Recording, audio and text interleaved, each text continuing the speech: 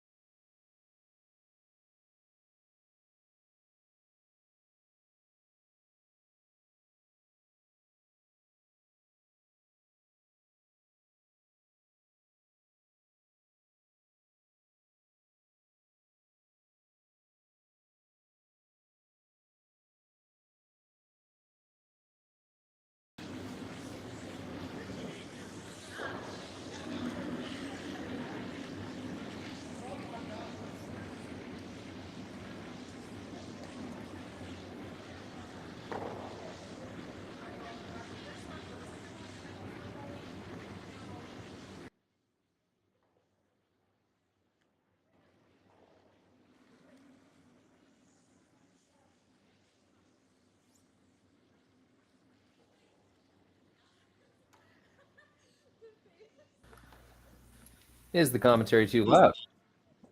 No, it's perfect.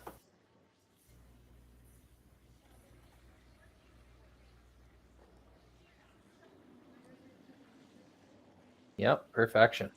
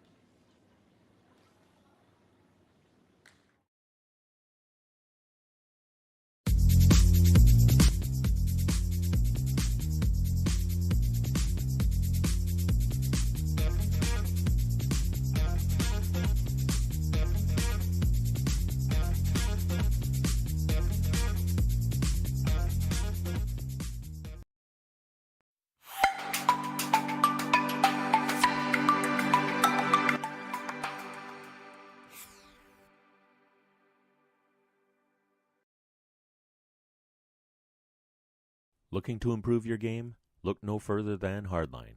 We have all the curling equipment to help you make more shots and have more fun. It all starts with our flagship product, the Ice Pad Curling Brush, played with by 80% of the top men's and women's pro teams. We also carry a great line of shoes, pants, and curling accessories to help you play your best. Visit our website at hardlinecurling.com or one of our fine retailers around the world. Join the revolution and join Hardline Nation today.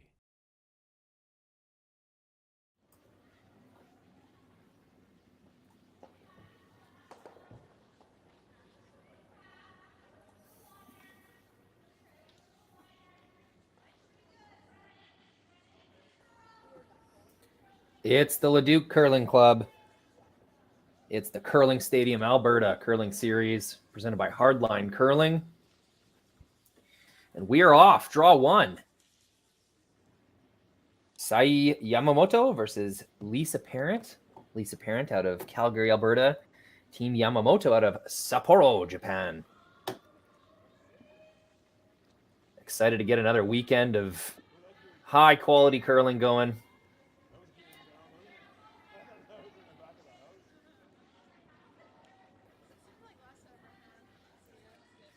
Japanese team Yamamoto will start with hammer.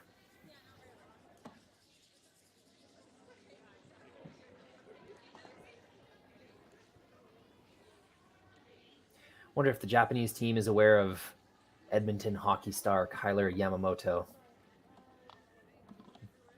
With the Oilers kind of commanding the sports fandom in this region.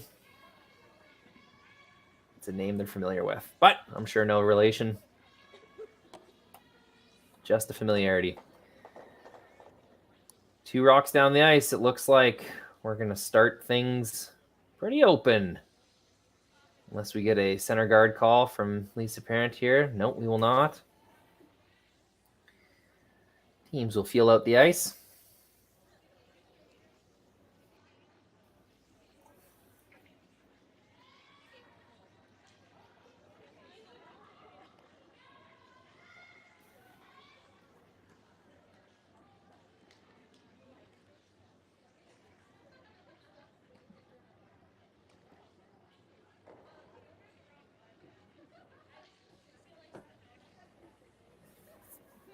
Yeah, rip and roll out, leaving the field of play open for Team Yamamoto. And they will throw a corner guard.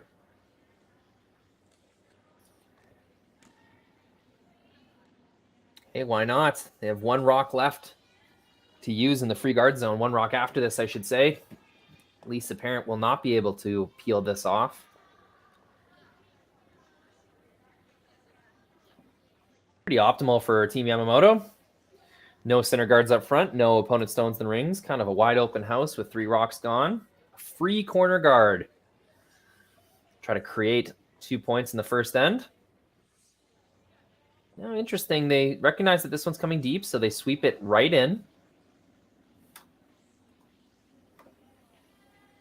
The call was for a corner, but once they realized it was going to be in the rings and available to be hit, they decided, hey, why not make it good?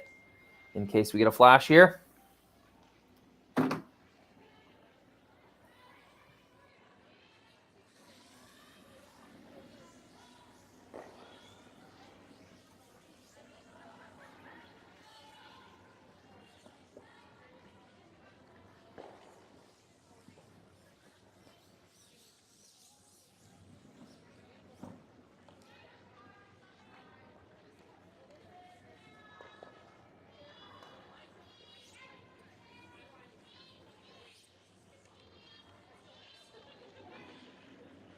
Back to the predicted hits, back and forth.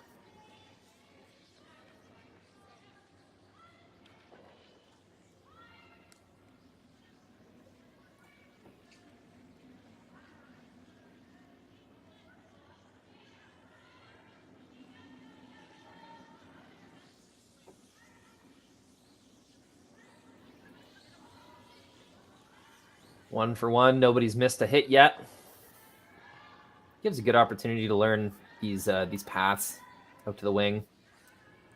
Gives the skip a little more confidence later in the game when they have to call another hit out here. That'll be a rollout. It'll give Team Yamamoto an opportunity to investigate yet another draw path.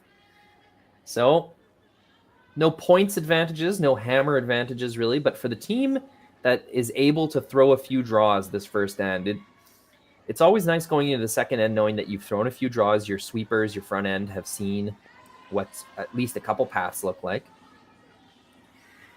Your opponent has thrown 8 hits in a row, really.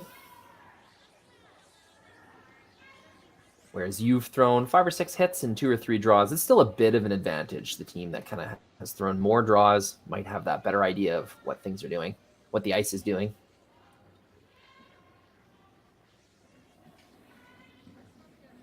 And they will make this corner guard. They'll leave this one high successfully. Pretty wide out there, but that's okay. Lisa has decided this end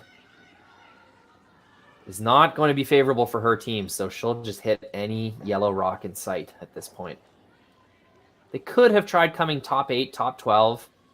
Team Yamamoto still has quite a few rocks left to make some tap backs and freezes and maybe get 2 points out of it. So Team Lisa Parent will try their luck in the second end. Oh, they'll have to get this one out of play first. They'll roll it to the opposite side.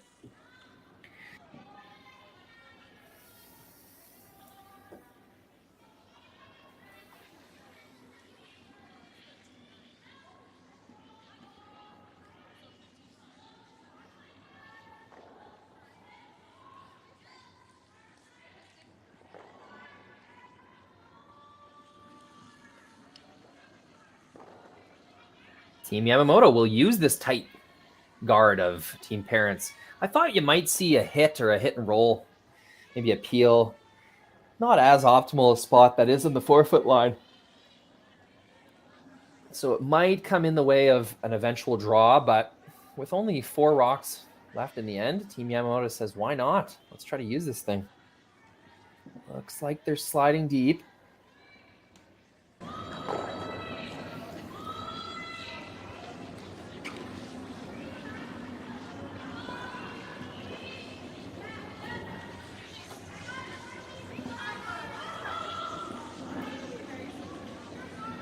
Quite deep, back 12, so Team Parent out of Calgary is going to have an opportunity to put a 4-stone on the side of the 4-foot. Make Yamamoto shoot against 1 or 2.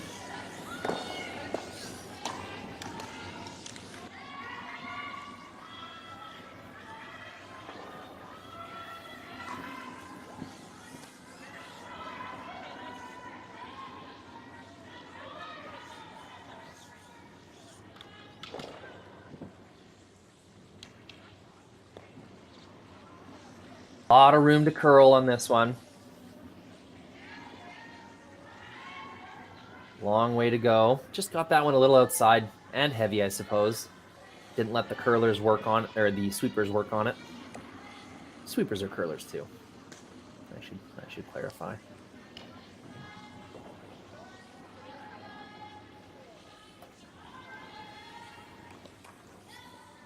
Which team will make the draw first? That's what it comes down to in this first end. Could have been a blank. Team Yamamoto is the one who made the choice to continue to play with this rock in play. They could have peeled it off. So they will try to make something happen with it.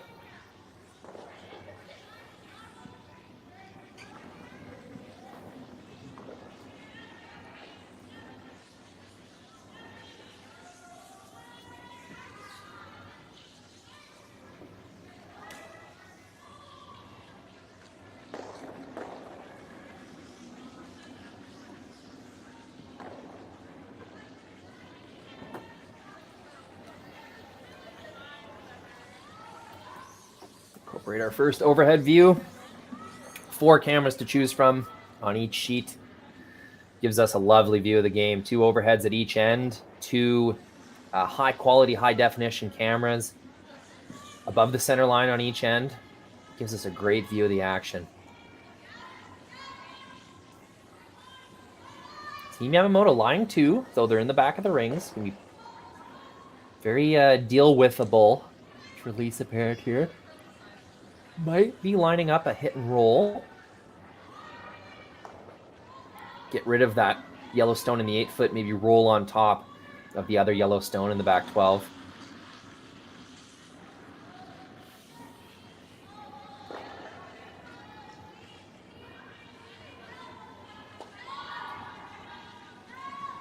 See how responsive my cameras are here. See if I can't give everybody a little bit of a closer view of the action.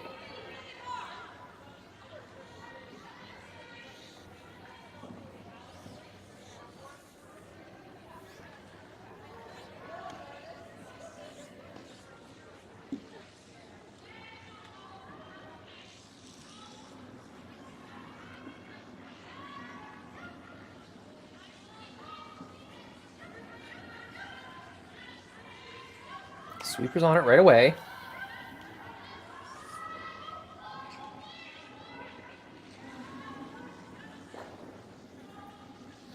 Waiting for this one to move. Gets the top one, makes a little roll. That's going to be a made shot. Did leave the face of her own open just a little bit. Pretty tough, but I think Yamamoto can get to the nose of that.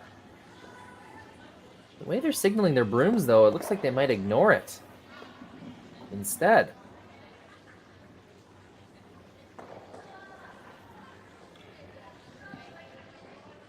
If so, that's going to be a made shot for sure. Lisa Parent takes away a brewing troublesome end. Had the opportunity to meet Lisa a few weeks ago when we commentated a game together. I think it was in Leduc as well. She's been helping out with Curling Stadium Live, even producing a game or two on her own, so no stranger to the Curling Stadium Live technology. Not that we have favorites over here. Of course, I'm an unbiased commentator. Of course, very professional. Love our Japanese fans that have been tuning in every weekend, filling the chat with super cheerful, positive, fun-loving comments. It's been excellent digitally meeting these Japanese fans. Well, that's right about where Skip Sae Yamamoto. Oh, let's try that again. Sae Yamamoto. That's right where Skip Sae Yamamoto tapped the broom. So I think they're happy with that. Fourth rock thrower, Mayu Ueno. Hey, your guess is as good as mine, but real nice shot there, especially her first shot in the first end. A draw weight shot, putting it right on the money. And now all of a sudden, Lisa's got to be careful not to leave a double here. But there could be a shot for 3. You'd think that the back red would jam on the back yellow, but conversely, an opportunity to lie 2 here for Team Parent out of Calgary, Alberta. That would feel nice, making her opponent draw against 2 in the first end. Got to be happy with that.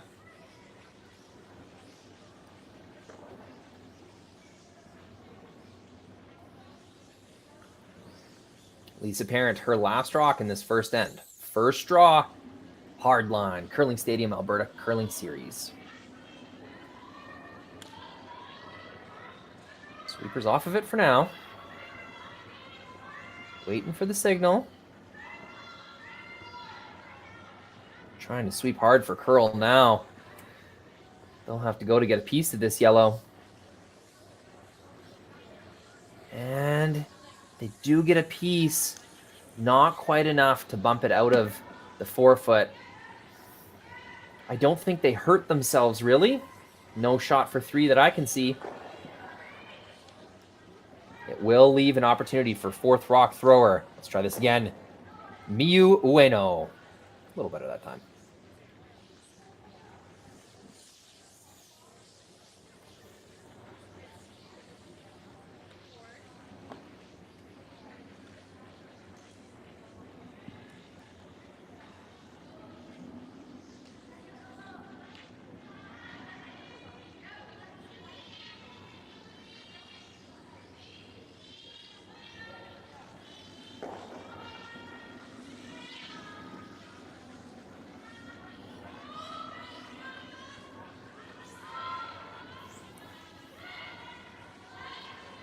And it'll be a repeat of the first shot. Geez, that's always nice when you get to throw the same rock twice in a row, especially in the first end. So, Team Yamamoto makes good on it. Score 2 in the first end, kind of out of nowhere. Lisa Parent will try to score a few back after the break.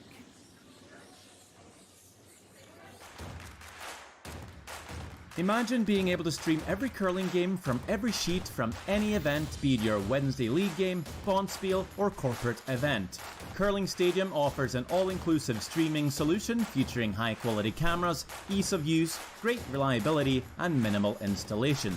Offering your sponsors customizable ad space on your streamed curling games and being able to sell video packages to your corporate events for increased revenue. With Curling Stadium, you can stream to any device, be it your mobile phone, tablet, or computer.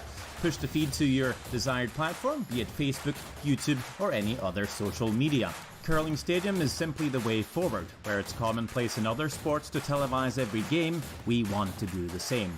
Curling is a global sport, and it's time it gets the coverage it needs. Make your curling club the next Curling Stadium.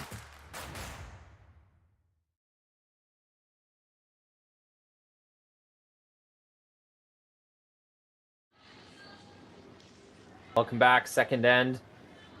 Here in Leduc, Curling Stadium, Alberta Curling Series.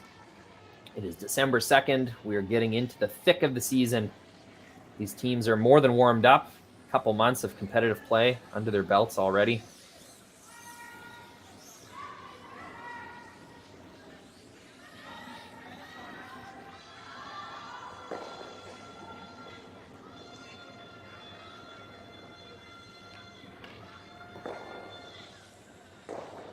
Seem to be having some trouble with the scoreboard there. Not exactly sure what's going on.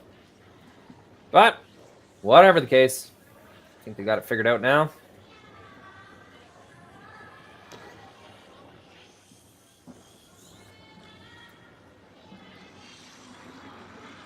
Throwing the Yellow Rocks, Team Yamamoto out of Sapporo, Japan.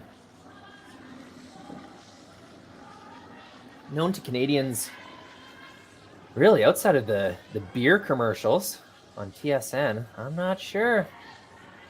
Sapporo in the north of Japan.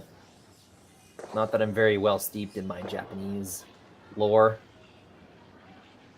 What I do know, though, is Japanese curling teams are characterized by really exuberant team spirit, lots of high fives, lots of thumbs ups, pretty constant communication. You can see fourth rock thrower and Skip kind of chatting at the hog line between shots, just kind of confirming what they saw.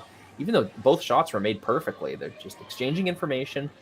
As we know, curling is all about exchanging information with your teammates, learning from your opponent's shots as much as you can, timing rocks, sharing those times with teammates. David Nedowin, I think, said curling is 2.5 hours of intense learning, and the team that studies the most usually passes the test in the 8th or 10th end. I could not agree with that more. Just because you know a sheet at one time doesn't mean it's not going to change, and then maybe even change again and again and again. So it's all about communication.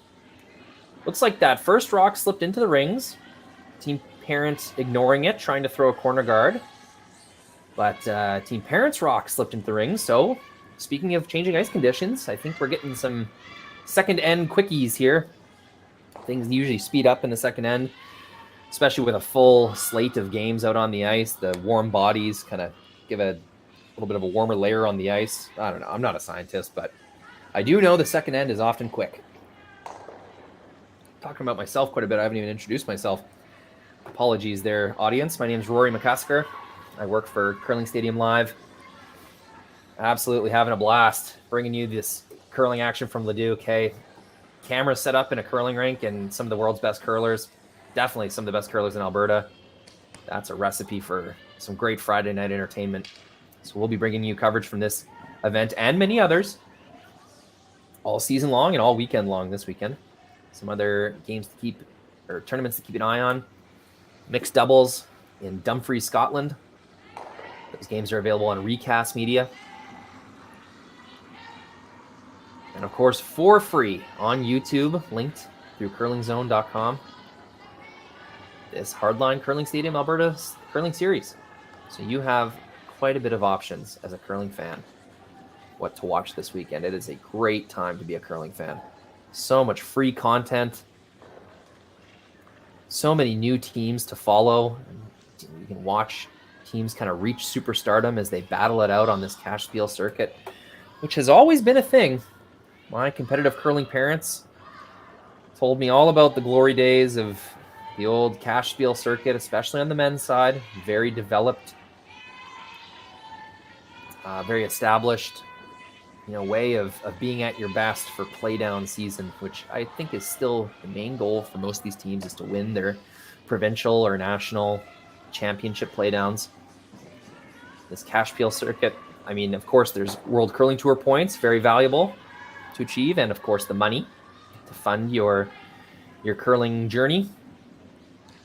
The main prize at the end of the tunnel, end of the rainbow, whatever euphemism you want to use, is representing your province, your territory, therefore country, and wearing that jacket on the world stage.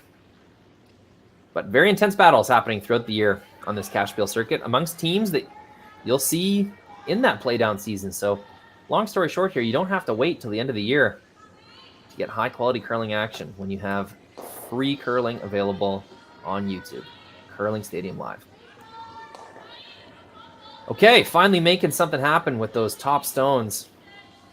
Ignored them for as long as they could, Team Parent did, but those overlap stones on the center line top of the 12-foot, you're not going to be able to tolerate those for very long. So gets them out of the way. Fortunately, rolls the shooter right off. They're hoping to keep the shooter around.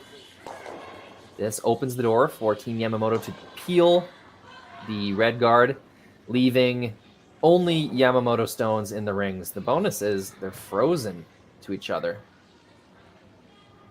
A little bit of camera lag there. Sorry, folks. It looks like one camera's ahead of the other. Should snap back fairly soon. In the meantime, let's see if we can't follow this slide.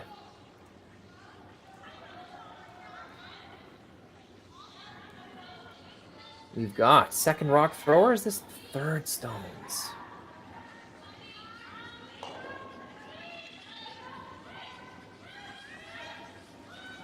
I'm not too sure. I was too busy telling stories about how awesome watching free curling is.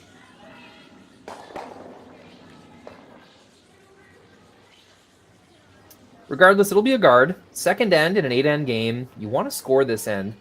So Team Parent could probably try to rip those yellow rocks in the back of the house and maybe go for a blank, but recognizing their best chance at scoring 2 is to throw a guard and make something happen there. It's always the chance that Yamamoto sticks a peel or they tempt them to go in themselves. That rock of Team Parents just didn't quite curl as much as they wanted to. Oh, no. She has changed her mind, which you're allowed to do, of course. Yeah, we are dealing with some camera lag there. Got it live now. It will be another peel.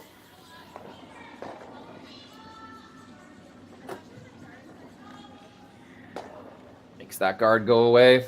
Team Yamamoto pretty happy about their frozen stones in the back of the house. Let's see if I can get you an overhead. Yeah, so those 2 yellow stones on the side of the 12-foot, are they going to be great steel stones? Probably not, but removing them both in one go is going to be pretty difficult. So Team Yamamoto thinks they have a force opportunity with those 2 stones. They're pretty happy just peeling off the parent guards.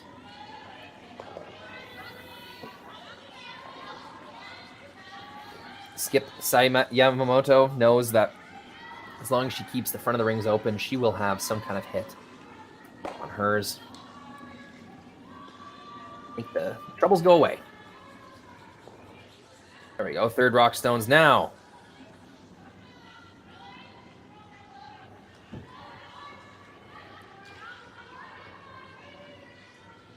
They are going for this double. Gets 1, gets 2. Will they roll this one all the way out? Just didn't quite have the weight. Ah, very close. Almost makes it work.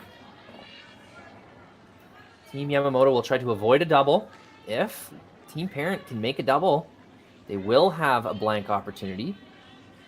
Not as good as scoring 2, but definitely preferable to scoring 1, especially down 2 points.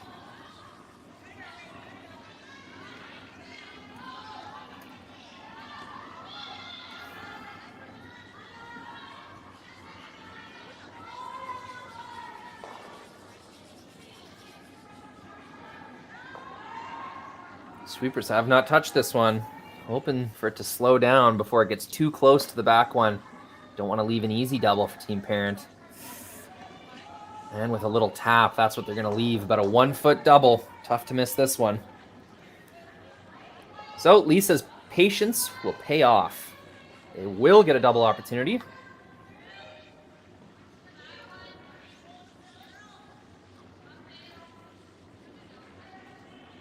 And it will be thrown by her third, Sophie Brissett.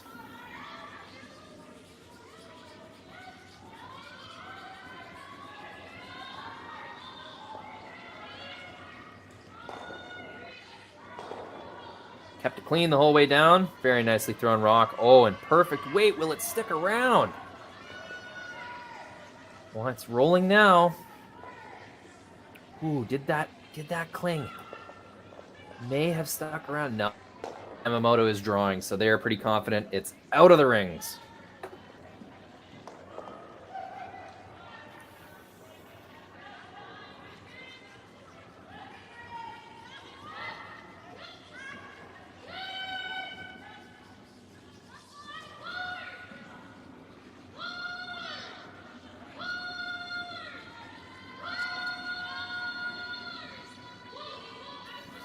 Skip Sae Yamamoto throwing the third stones.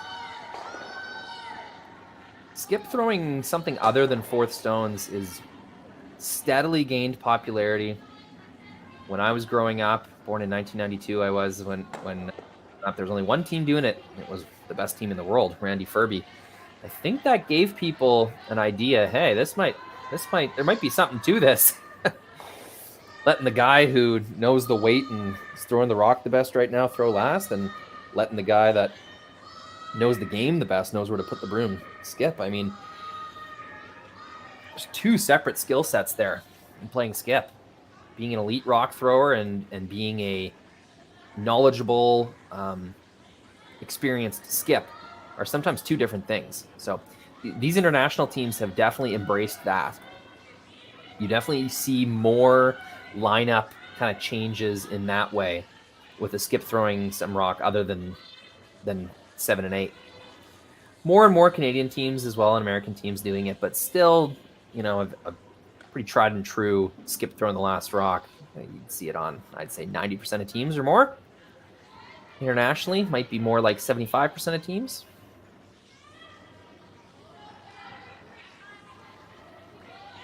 Good weight call coming from second Caitlin Zeller. Just letting her third know where the weight's at. Allows them to call the rock more accurately. It's good skill, calling weight, especially on hits. Rounding out the front end, Megan Johnson at lead.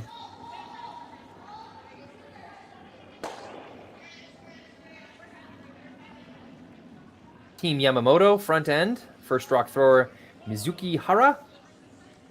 Second rock thrower Suzune Yasui. As you can tell, not very practiced. Not very practiced at saying Japanese names, but that's okay. I think we all know I'm doing my best. Commentators are always apologizing up and down for getting pronunciations wrong. Well, what can you do?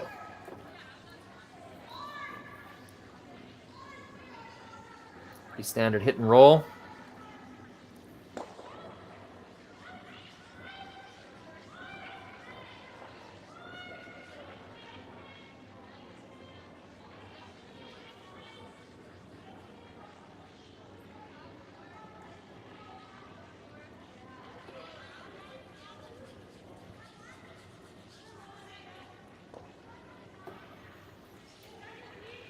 Team Parent pretty happy with a blank at this point.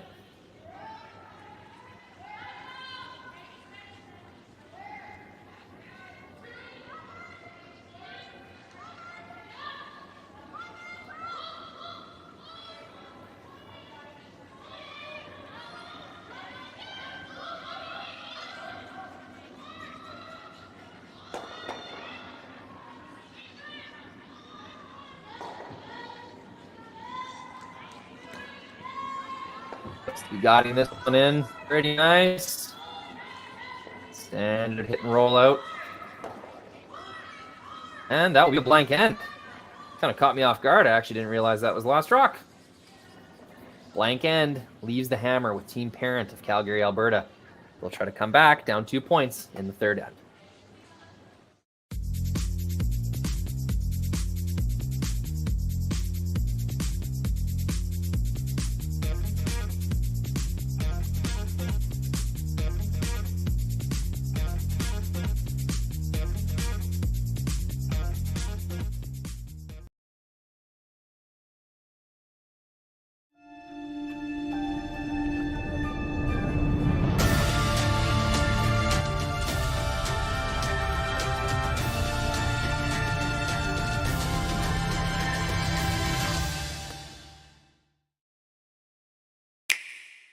Sometimes curling just isn't as fun as it can be on the Nintendo Switch. With up to 4 players per console, you can enjoy curling with your friends and family anywhere, anytime. Let's play curling. Available now only on Nintendo Switch.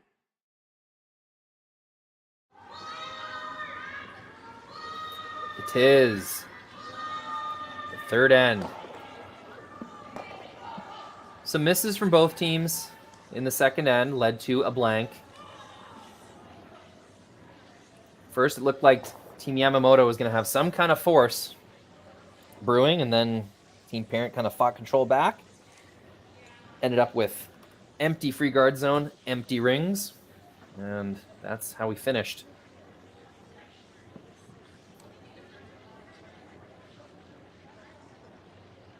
Lead rock thrower Megan Johnson delivering her stone. Weight's been a bit of an issue so far.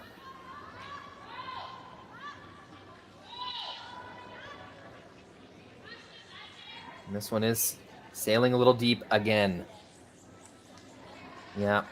So third attempted guard that's come into the ring. So I believe Megan's going to have to clean that up if her team's going to have any chance of creating some offense early on.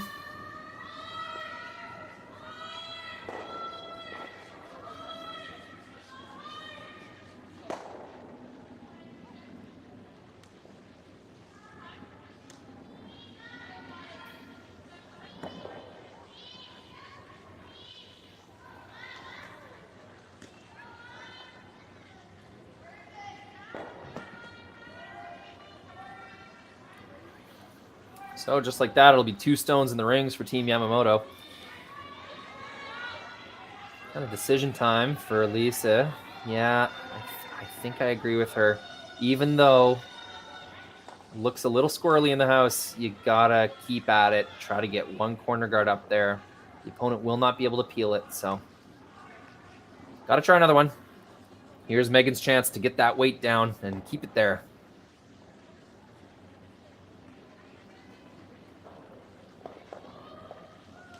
Oh, really unfortunate early pick. That one looked better for sure.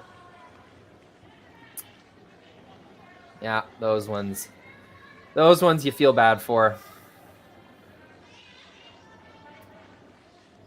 Yeah, they'll investigate that rock. That was not a small pick. That one really dug in, changed direction right away, right out of her hand, in fact. So, it sucks. That's never hoping for that. Even the opponent, never hoping for a pick.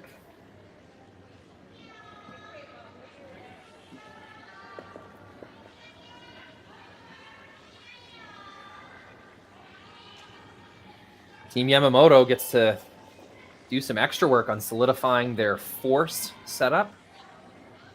Coming this deep into the top 12 doesn't look like they're really trying to steal. They'd be throwing a center guard if they were, I would think. Trying to get this one in the rings. Just create some extra work for Team Parent. The line was more important aspect of that call, and they'll achieve their goals there. A real good sweep gets that a bite of the top 12.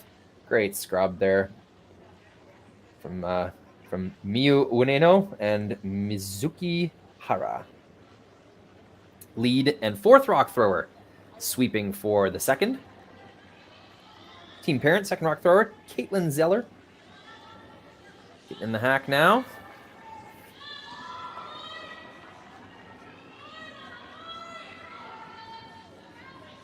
It's like a bit of weight coming down the ice.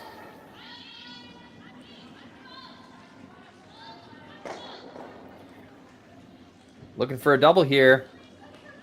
Big sweep. She'll get 1. She'll get 2. Well swept, well thrown. Nice shot there. Caitlin. That's going to clean up a lot of the trouble in front. Gets 2 shots rolling for the price of 1. That's going to be Team Yamamoto coming around that tight center guard. Very run-backable. That's a huge shot by Caitlin. Really turned the end around. Went from having absolutely nothing going for them and actually looking at a steal prospect to now there's an opportunity even if Team Yamamoto buries this rock. Team Parent's going to have an opportunity to run it back. Looks like it's coming up light, though. Big sweep is not going to be enough to carry this one.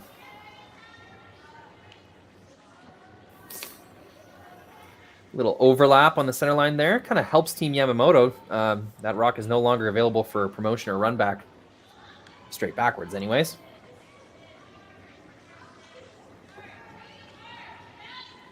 Team Parent's going to have to try and manufacture an ugly deuce. I call it ugly because you have overlapped center guards, which is advantageous for the team trying to steal or force. The team without hammer likes overlapped center guards.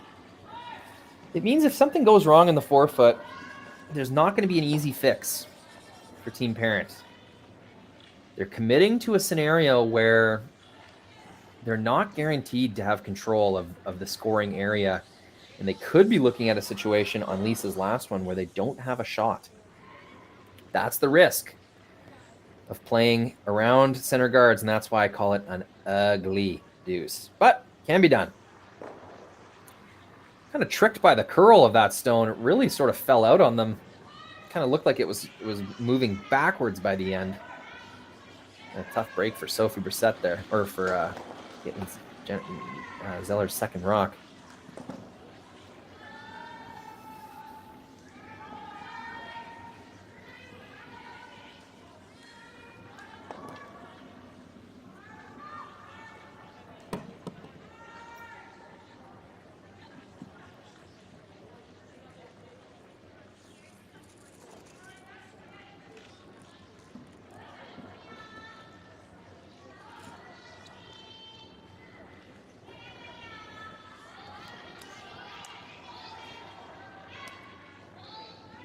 A little slow on the camera there. Sorry, folks.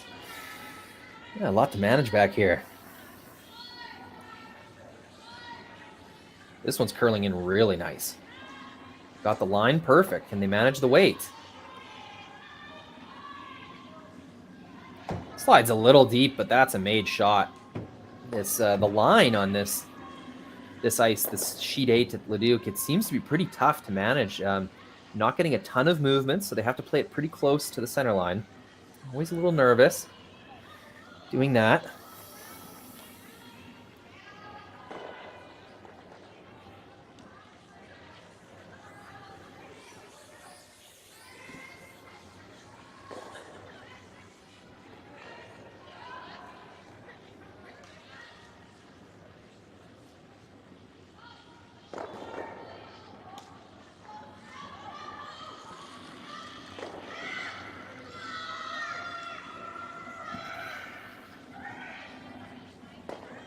Here is Sophie Brissett's first stone.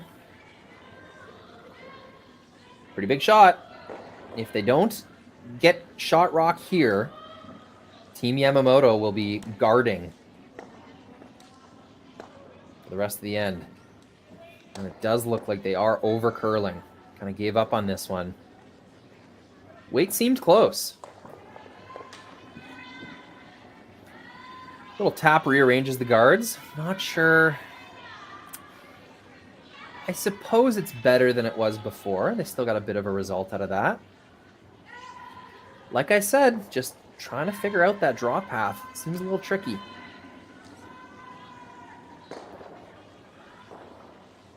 Oh. Dealing with a bit of camera lag there. That's why you guys saw that movement, but that's okay. Team Yamamoto smelling blood in the water. They know they have a good setup up front. Not really much improvement to make there. They're just going to take away this path to the button. With a made shot here, they're going to really take control of this end. This rock is curling pretty significantly. Lost some weight. Weight definitely came down on that one. They get a little tick off. It's still going to be very helpful for their cause of clogging up the forefoot, protecting their stone that is shot rock. As we look at that red rock that got tapped into the top of the 12-foot, I don't think they can see enough to send it back straight on. So Lisa's going to be forced to send the wrong color into the house. No big deal. Just means if they stuff this run back, meaning if they stick the guard right on the stone that they're the target stone in the rings, it's still going to mean Team Yamamoto with control of the forefoot. So have to make this one a little more perfect than they would the other way. Sophie Brissett lines it up. Pretty big shot here. Big extension. This one's got some rotation and some weight on it. Sweepers are on it. Looks pretty close. Over curled. Oh, gets the tick off. And a little lucky there. That's okay. That was always part of the game plan, I'm sure. Sophie is going to catch the target stone. She is going to send that rock back, and they are going to get the Yamamoto stone off the forefoot. Ends up working out really nice, especially for a rock that overcurled by about 8 inches. Still, though, advantage, Team Yamamoto.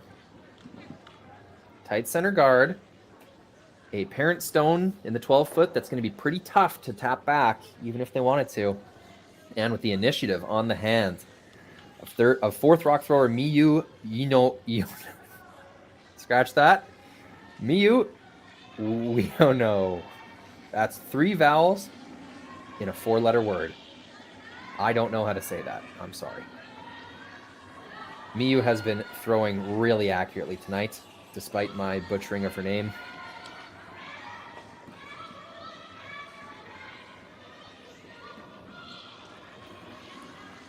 Having some trouble getting curl out of the end of this stone. That's been a theme all end. Teams have been playing really tight to the center guard, and as a result, there's been lots of wrecks. They do end up getting it to the center line. Perhaps it was a bit heavy, and the sweepers had to wait on it. That's a made shot, I would say. It did come deep, but the goals are accomplished. Yamamoto is line 2. They're forcing Team Parent down the middle. Even if Lisa makes this shot, Team Yamamoto knows what this spot is doing. They've thrown many in-turn draws right around here, so and especially Miyu has just thrown a recent rock there. She knows all she has to do is take about 4 feet off her weight, and it's going to be perfect. So a tough deuce, an ugly deuce, you heard me say earlier in the end.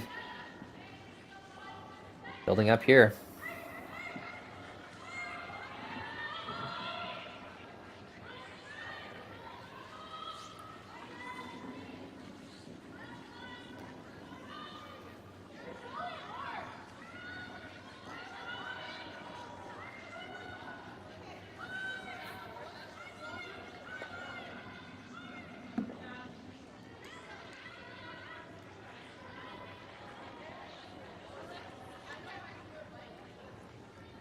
As strange of an end as this has been, and as bleak as it's looked at times, Lisa, with 2 good shots here, can score 2 points. And it's not overly difficult. She's just got to make 1 good draw to the forefoot, and then whatever else is demanded of her on her second. Starts with this draw right here. Sweepers are on this one right away. Okay, taking a look now. Waiting for the curl. This has got potential for sure. Looks a touch heavy, trying to get some extra curl out of it now. That's going to sit at the back of the forefoot. And Team Parent is lying 1 under cover. Of course, that came a little bit deep, but that'll do the trick. Lying 1, very available for Team Yamamoto to come in, sit on the button, take that shot for 2 away. But at least you're making them throw it, and at least you are not throwing yourself against multiple Yamamoto counters. Big shot by Lisa there. Try to save the end. Giving up a single point is not the end of the world here. Third end of an 8-point game. You give up a single, you come back in the fourth and get your 2. It's a 1-point game at that point with four ends to play. In trouble, but not in extreme danger yet. Miyu Ueno. Fourth rock thrower for Team Yamamoto.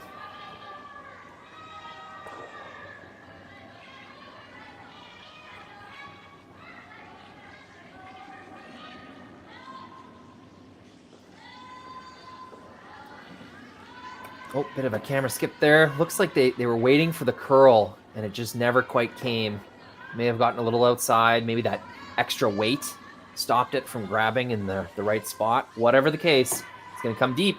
And Lisa's going to have a chance to repeat her previous shot for 2 points. Wow, 2 points out of this end.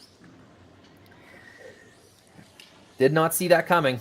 Started with Sophie Brissett's made run back. She kind of ticked off the top red and was able to make the 2 rocks move that Team Parent was trying to move. Got a bit lucky there, but they'll take it. And some heavy draws by fourth rock thrower Miyu Ueno has left this door open for Lisa Parent. Make a draw for 2 and tie this game up in the third end. What a swing.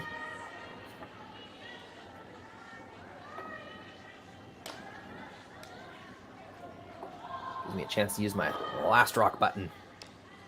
Last rock, third end.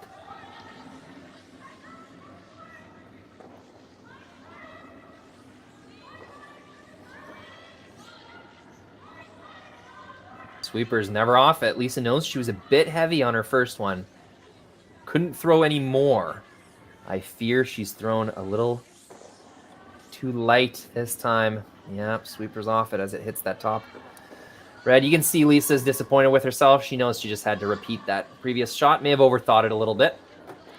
1 point for Team Parent out of Calgary, Alberta. Not over yet. Though Team Yamamoto out of Sapporo, Japan will have the hammer and a point in the fourth end.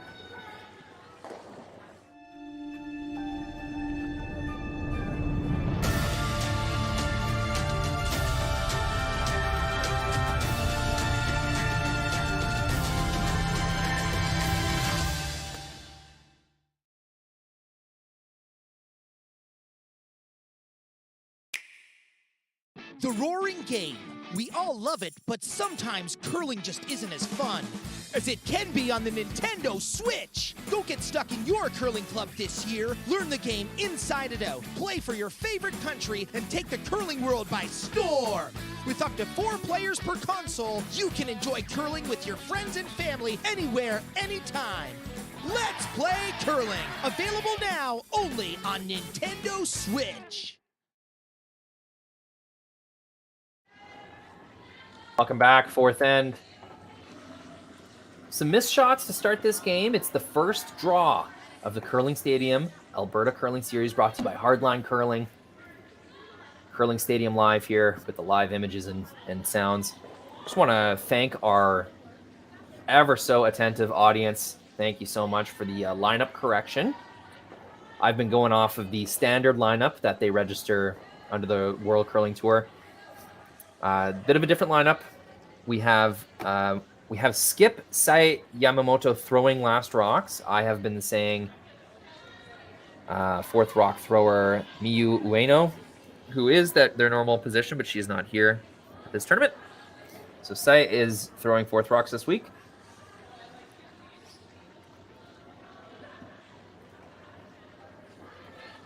Looks like we have to identify a third or a second, which hopefully we can do soon for you.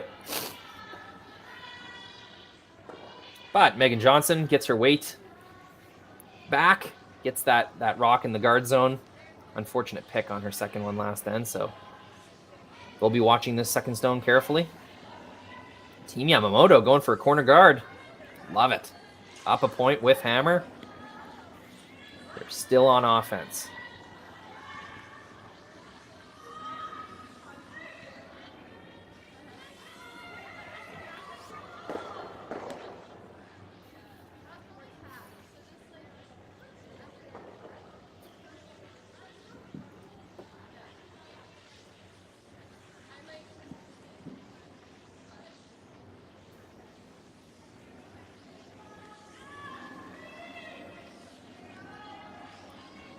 think the signal was for a center guard. Probably a little deeper than the first one.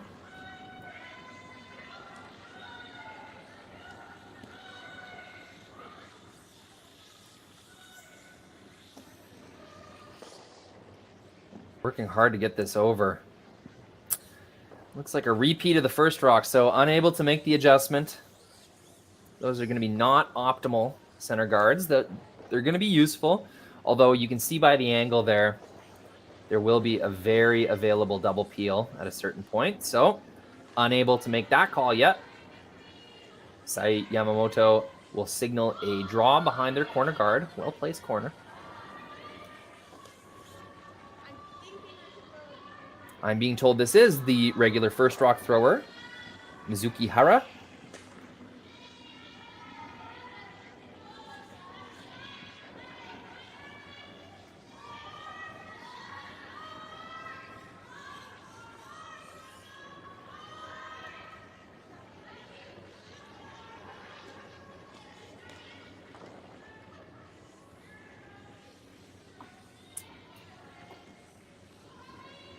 Gets that rock to a really nice depth, but they don't quite get the curl they were looking for. It's going to be available for a hit, basically wide open, that shot. So gets the weight right, not quite the line.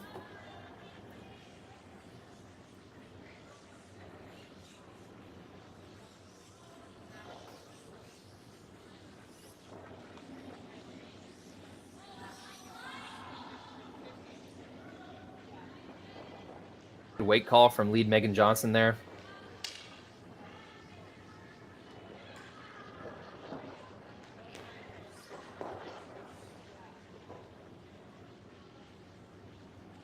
Gets the hit, does roll out. Got to think that's going to tempt a peel from Skip. Sae Yamamoto, and yes, it will. 2 points up with hammer. No real reason to take risks right now for Team Yamamoto.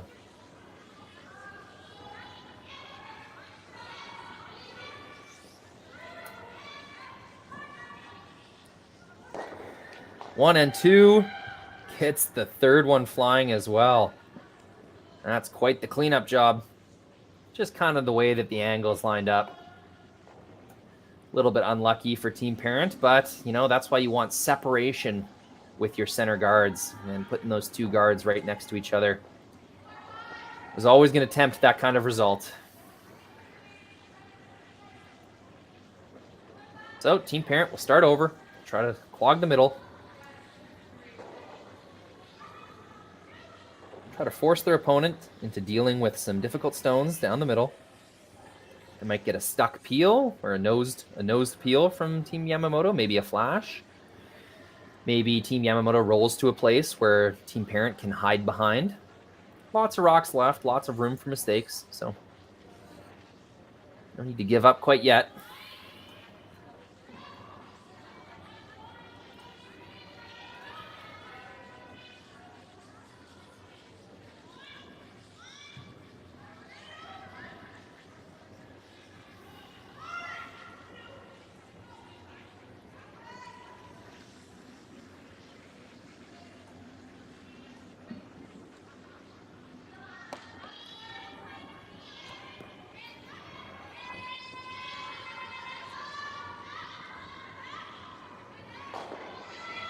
And there's the stuck peel they were hoping for. I mean, that did roll over for a corner guard. Perhaps they were calling that.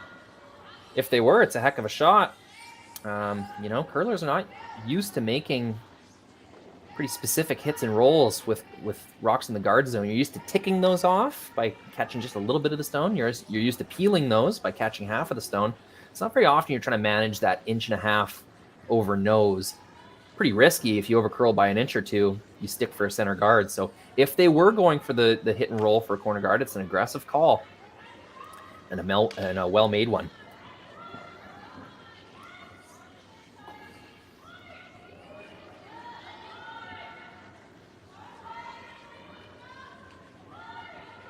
Sweepers are signaling this is up.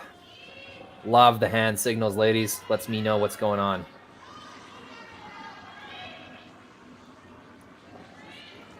And of course, all the viewers at home.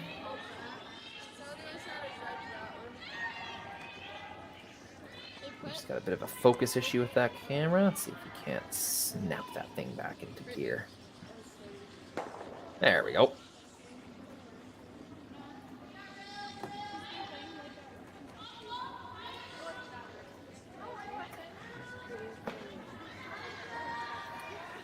This will be a hit and roll. Team Yamamoto now has 2 corner guards to work with, so they will be looking for a score of 2 this end.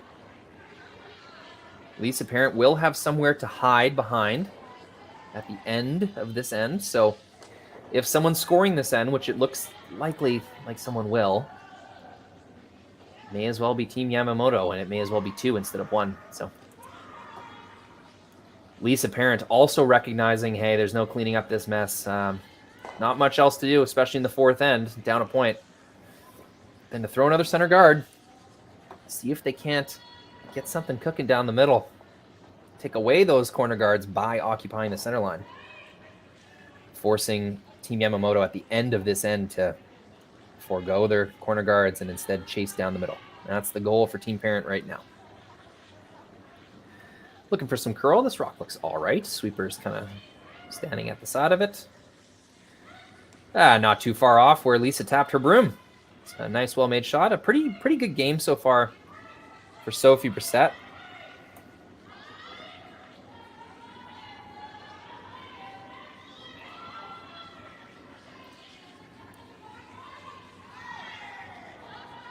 Yep, Sae Yamamoto not loving that center guard. I think she'll make a play to deal with it right now.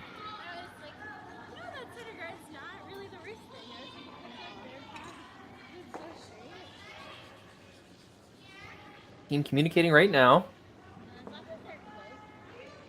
Making sure they're getting the turn, going down a path that they know.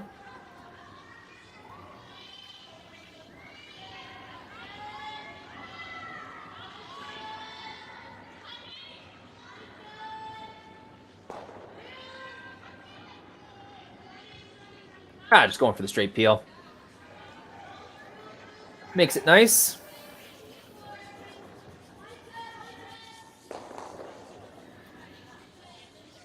However, with only 2 rocks to come, Team Yamamoto may have just changed gears, instead looking for a blank.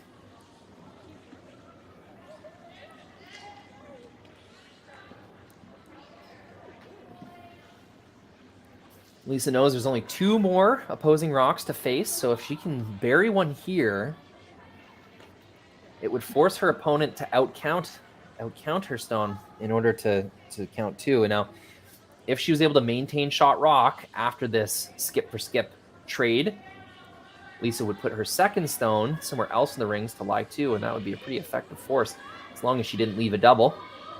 I'm thinking that's what they'll be going for here.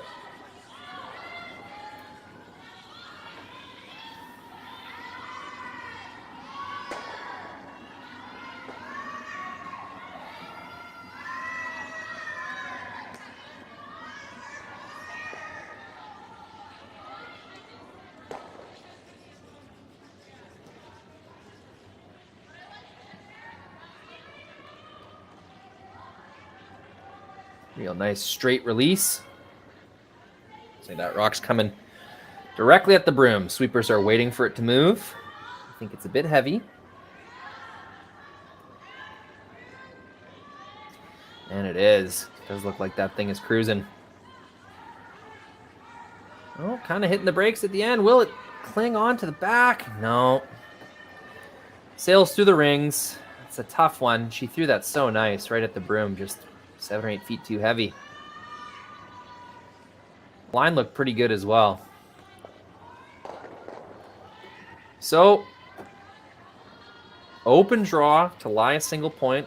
It'll force Team Parent to make a nice one, try and get rid of the Yamamoto stone. Now, both of these guards are quite high.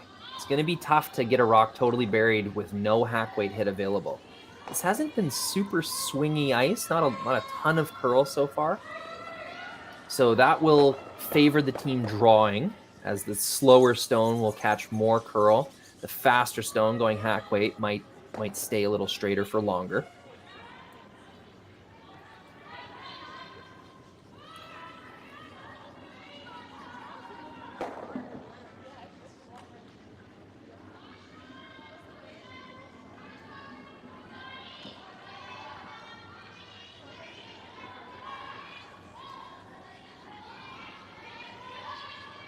Sweepers don't want to go.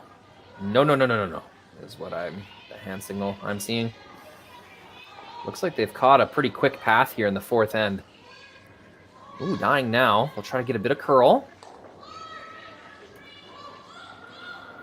They will try, but as we can see from that straight-on shot, not going to do it. Wide open, available for a hit.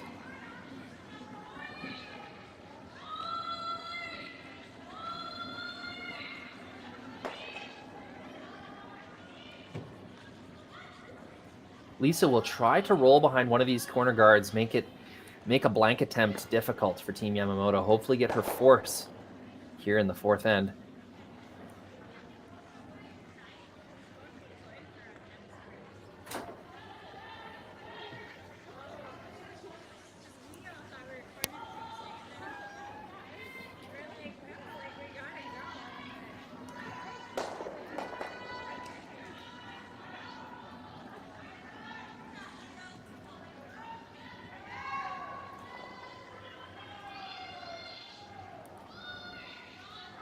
This will be a big swing here if she's able to get this thing buried.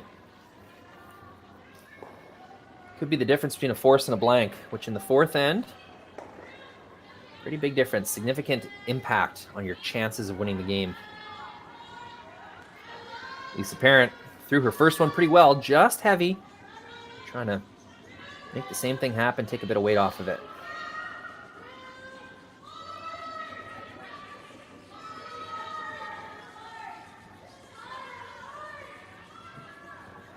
Really trying to make this curl.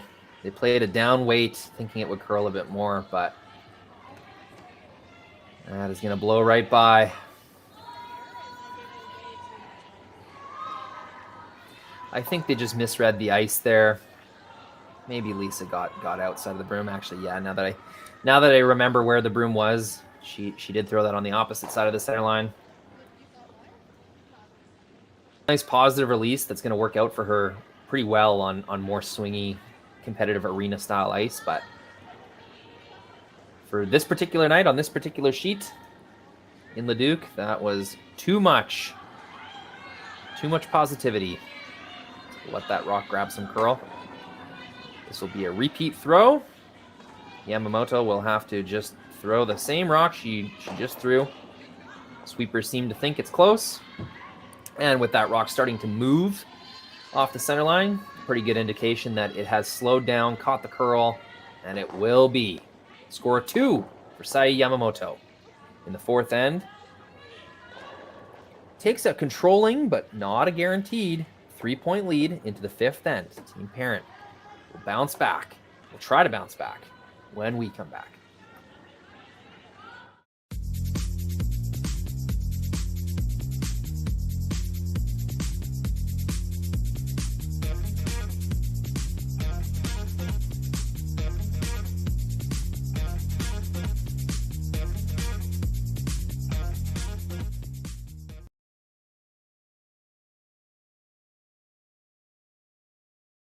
Looking to improve your game? Look no further than Hardline. We have all the curling equipment to help you make more shots and have more fun. It all starts with our flagship product, the Ice Pad Curling Brush, played with by 80% of the top men's and women's pro teams. We also carry a great line of shoes, pants, and curling accessories to help you play your best. Visit our website at hardlinecurling.com or one of our fine retailers around the world. Join the revolution and join Hardline Nation today.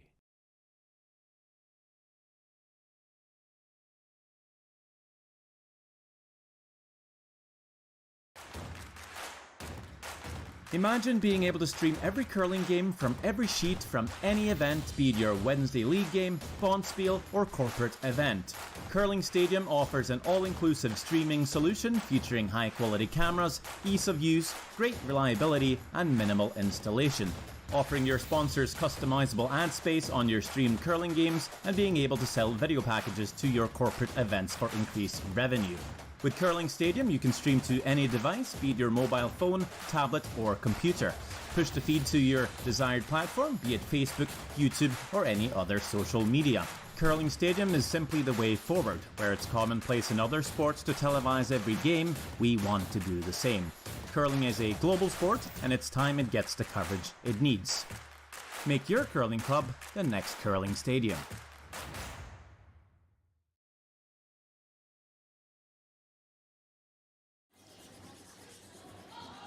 Well, I ran every commercial in my library, and these teams are still taking a break. Little fourth end break. First draw here in Leduc, Alberta. Team Yamamoto got the snack platter out and everything.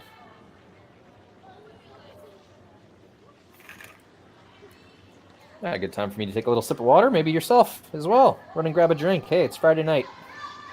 And you got free curling on your smart TV or laptop or phone or however you're watching tonight.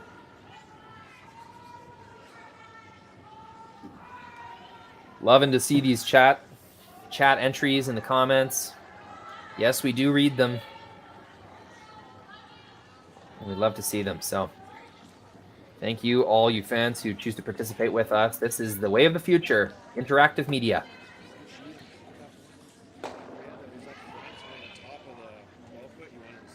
Hey, Rick, Brantford, super fan. Rick's always got time for curling. Lots of Japanese fans tuning in.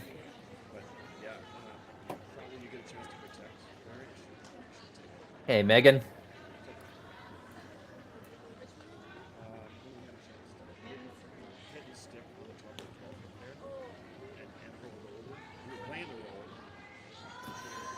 Geez, sneaking in a good 5-minute long at this point.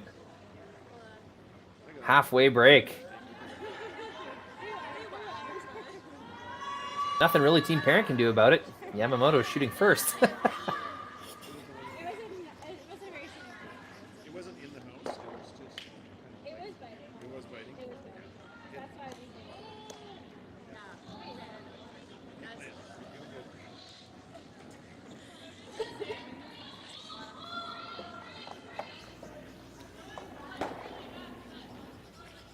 May as well update you on some of the other games out there. Of course, if you want to watch any other game on the ice live, you know where to find it, curlingzone.com. Shouldn't say every other game on the ice, but 1, 2, 3, 4, looks like we got 5 going right now. 2 Edmonton teams, Krista Hilker and Kelly Stixma. Stixma is leading 4-1 in the fourth end. Nikki Kaufman and Trina Ball, both Edmonton teams as well. Tie game. Kaufman has the hammer in the fourth end, 1-1. 2 more Edmonton skips, Deb Santos and Elisa Crow. Crow's getting the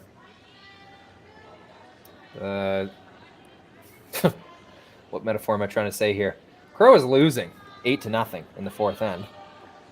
Crow does have hammer to try and take a stab back, but giving up a steal of 3 and then a steal of 4, not going to turn out very well.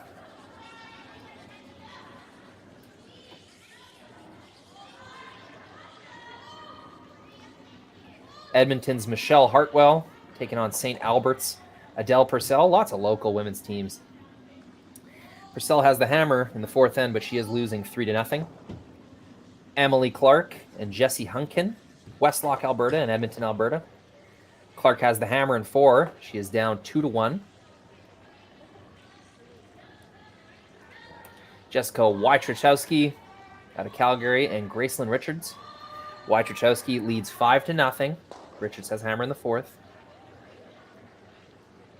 And Kayla Skurlik out of Calgary, Alberta. Marla Shearer, Lacombe, Alberta.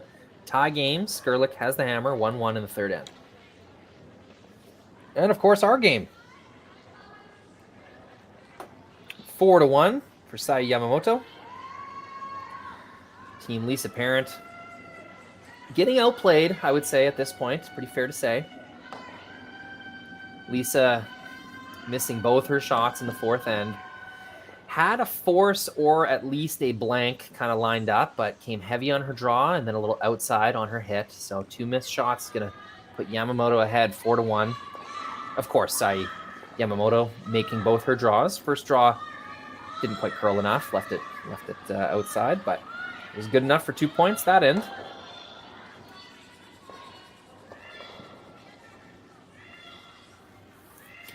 We'll start with a deep Yamamoto stone in the back 8. Ooh, might make it 2. Yeah, first rock thrower just couldn't make the adjustment. Actually throws the second one a little deeper than the first. As a coach, you never like seeing that. You always want to see the adjustment made. Megan Johnson making her best guard of the game. Halfway, corner guard. Protecting the edge of the 8-foot. That's exactly where you want it. Lisa, feeling the pressure, wants to throw 2 corners here. Really wants to give herself the best chance for 2 points, even if Team Yamamoto decides to play conservatively and peels guards.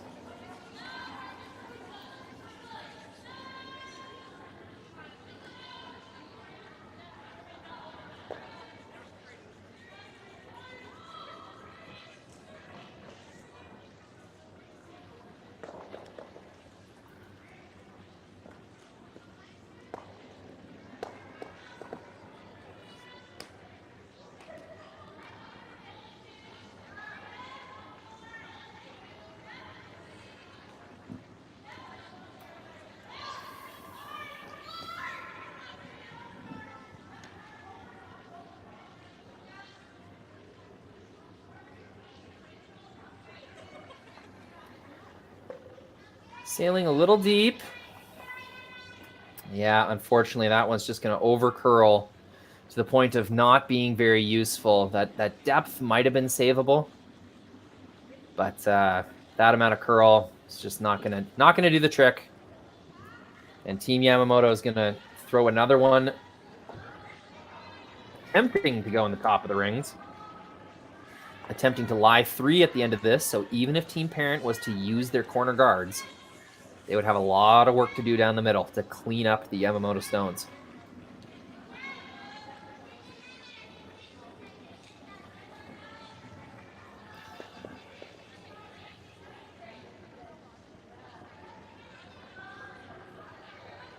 Pretty light. They're going to come up there. Well, this is draw 1, folks. I mean, lots of times in these tournaments, the first few draws are not broadcast. The teams definitely have an adjustment period. They're learning the ice, understanding what their type of throw is going to do on the ice conditions that they find themselves in that particular weekend. Lots of these teams traveling quite a bit, playing, half dozen, maybe even more tournaments in the competitive season as it leads up to playdowns. So before Christmas, lots of these teams will be playing between 3 and 6, 7, 8 tournaments. Anyways, every ice condition is different. It takes a little bit of adjusting. Team that is going to catch on the quickest here and repeat good throws. Seen a lot of 2 good shots in a row.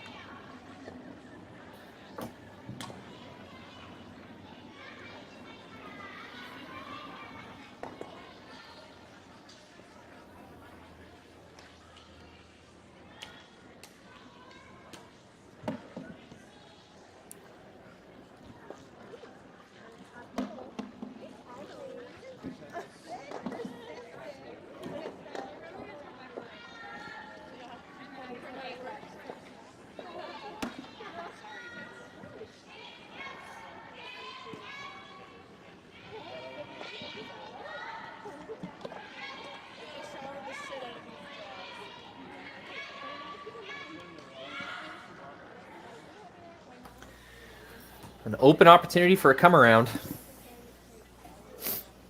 Not a terribly missed shot by Team Parent, but enough to come deep and not get shot rock or second shot. He's another missed light. A second rock thrower for Team Yamamoto. Kind of an ugly game right now. A lot of misses. Neither team really dictating play. Lisa is gonna think to herself, this is just too much down the middle. It's an opportunity to make at least one or two go away.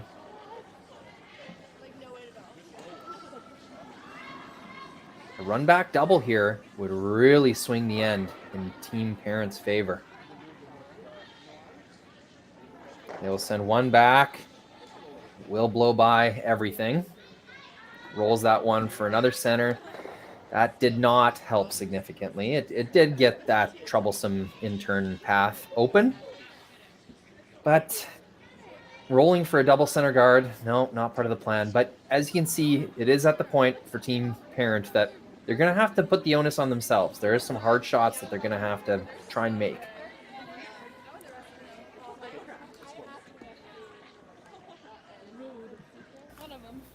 Down 3 points with the ends kind of melting away on them. There does come a time where the patience sort of runs out. It becomes do or die. So this fifth end, especially with these ugly looking center guards for Team Parent, they are going to try their best to make some big shots, try to turn this thing around. Another light draw from Team Yamamoto, so the door consistently opening for Team Parent. Let's see if they can do something with this. Might be time to give up on clearing the center and just try to score that ugly deuce that we were talking about. And I think that's what Lisa has settled on. Setting the broom in the 12-foot. Yeah, I think this is going to be an in-turn draw. Try and use what she has. Which is 3 center guards, all of them overlapped, none of them really available for run back. There's a yellow-red combination that she could play at some point, but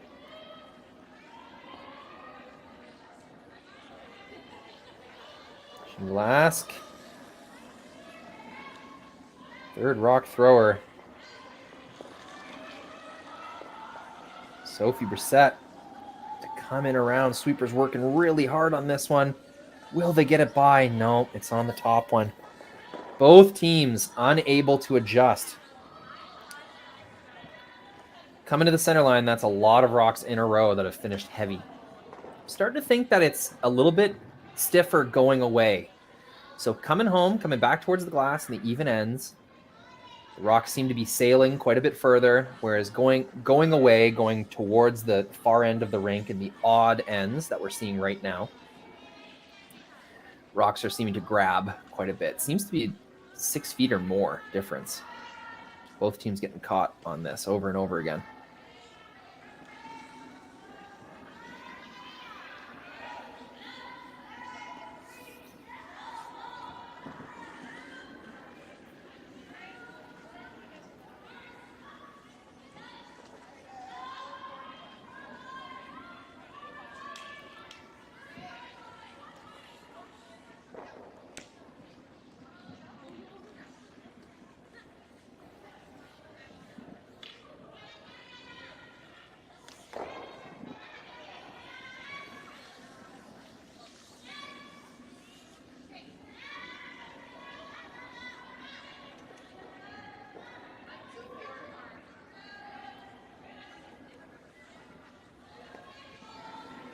Another light draw. Perhaps if the line had been better, they could have swept this one around. They may have gave up early just to let it wreck and stay along the center line, but look at this mess. Although, this is a big enough mess that Lisa can use this to her advantage, try and score 2 or even 3 down the middle this time. I don't think those yellow stones at the back are going anywhere, so if they're going to score 2 or 3, it's going to have to be with these 3 shots right here. Sophie's last and Lisa's 2. For Sae Yamamoto, it is A-okay if Team Parent gets 1 rock in that 4-foot. They can continue to seal off the path and force them to 1 pretty effectively that way. I see really only 1 tap back available right now. So does Lisa. So Lisa doesn't want to play her open red rock, knowing that once they make it, there will be a guard coming, and then their path to the 4-foot is totally cut off. So using Sophie's last rock here, she will make 1 more attempt at clearing out a path, clearing these yellow rocks out of the way to give herself options. Team Yamamoto can't guard everything, but they certainly can guard one path, and that's all Team Parent has available for them right now.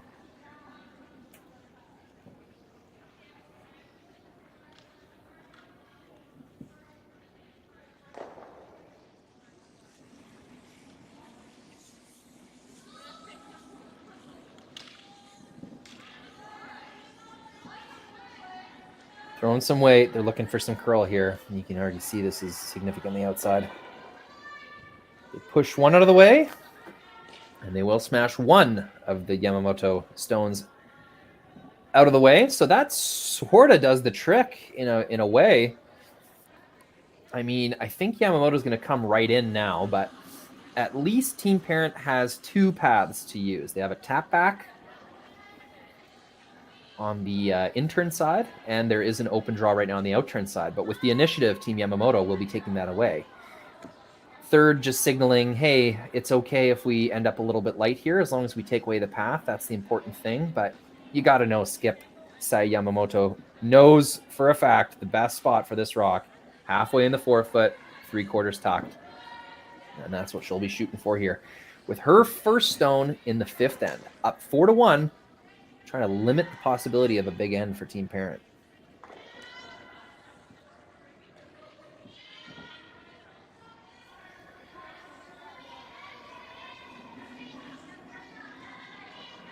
Line looks really nice. Do not want to be deep here. You don't want to give Lisa Parent something to draw onto.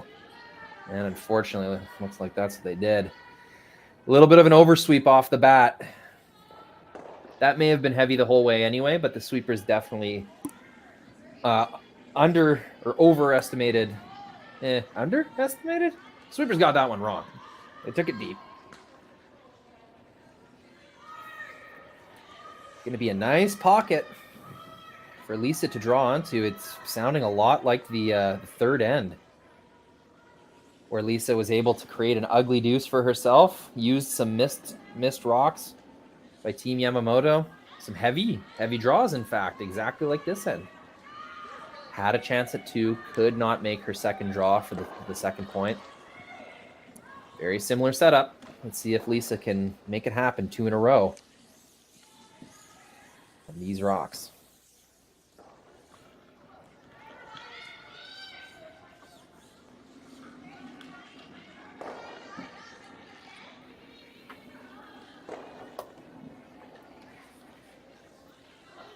Boom, boom. Fist pump from either side. Good to give your skip some extra confidence as she gets in the hack to throw this one. Can really flip the game around with the deuce here.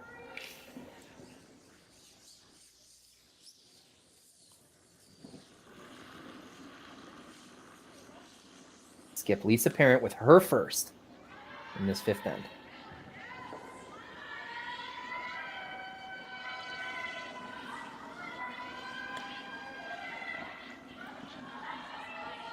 Sweepers have been digging this really hard the whole way.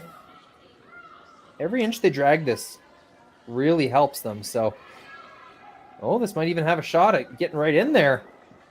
Can they get that last little bit of curl? Great sweep, end to end. I don't think they got shot rock, but that's a terrific effort. Sweepers Megan Johnson, Caitlin Zeller. They knew right from the get-go that one had to go. Unfortunate if Lisa throws that about 4 feet heavier, the sweepers can wait, let that rock catch some curl, and then go harder at the end, try and get some better line out of that. Maybe would have caught a bit of the forefoot for shot rock, maybe. But they were right. The sweepers were absolutely correct. They had to go on that the whole way. Just doesn't quite get the curl to get shot rock as a result.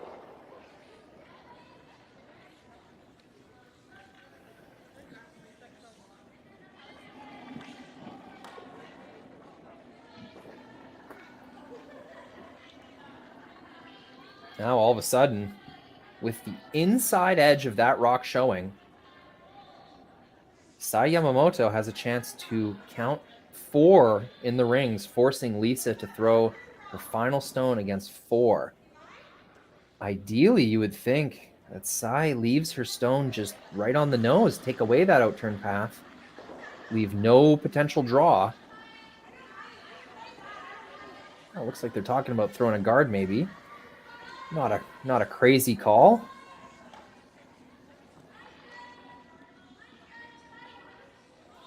A guard would leave them line 2 and would leave Lisa with some type of tap back. Looks like the team's still discussing it now. And their coach has signaled for a timeout. Coach did not like that indecision he saw.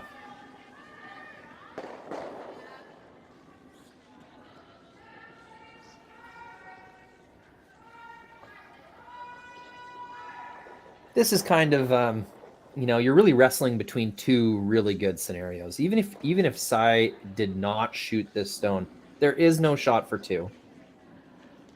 Lisa would have an angle tap, or maybe she would still try to go straight draw, sort of roll in. But the point is that there's only a shot for 1 at this point. Maybe some very difficult inside out run back on her red stone on the top of the 12 foot. But point is, Team Yamamoto is sitting very well right now. So I think that's where this idea of the guard comes from. Hey, we're looking pretty good as things are. Why don't we just take away her easiest shot, make Lisa play something against 2, even if it's just for 1 point, it'll be 2 points up with hammer going into the 6th end. And that's a reasonable idea.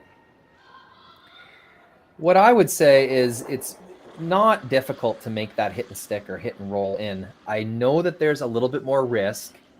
Sae could miss outside, could jam the red stone back, us giving Lisa a shot for 2, depending on how those yellows split off, perhaps even a shot for 3. So by throwing the guard, you do eliminate the risk of helping your opponent, but that hit and stick, like, you're looking at game over if you can make that, sing Lisa into a super tough shot. If Lisa misses that shot, you're counting 4, and that's what I would be tempted on that red in the rings.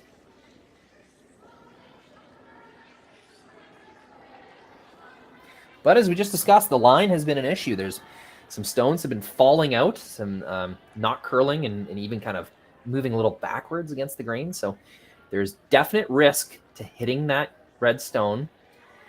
And I think that's what the coach may have been indicating. You did see the 3rd change the broom. Sae had put the broom down for a hit, and the 3rd kept signaling for a guard.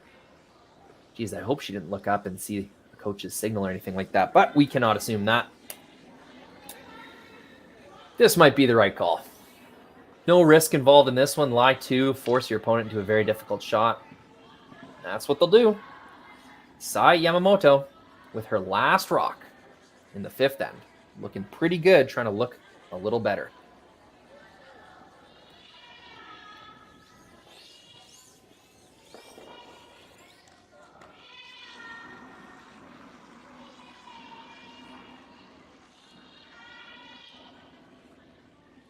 Sweepers are sweeping for line. The weight looks excellent. This is looking like a made guard, but to make the angle tap, you have to take a wider line than that anyway. So I'm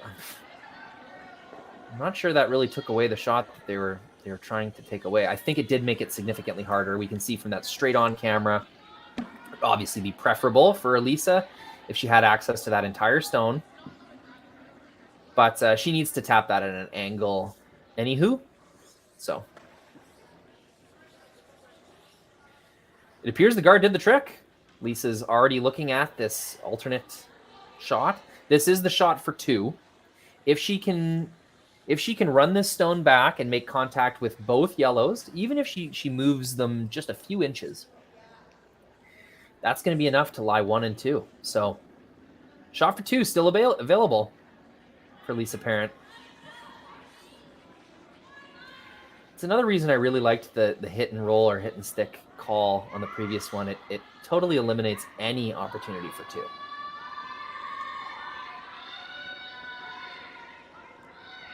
Inside out, medium weight. Run back. Going across the face of your stone. There's just so many difficult elements to this shot. It's going to be a really impressive one if Lisa's able to make this even for one. Backs against the wall. Team Lisa Parent of Calgary, Alberta. Trying to get this game within 1 point. Her last rock in the fifth end.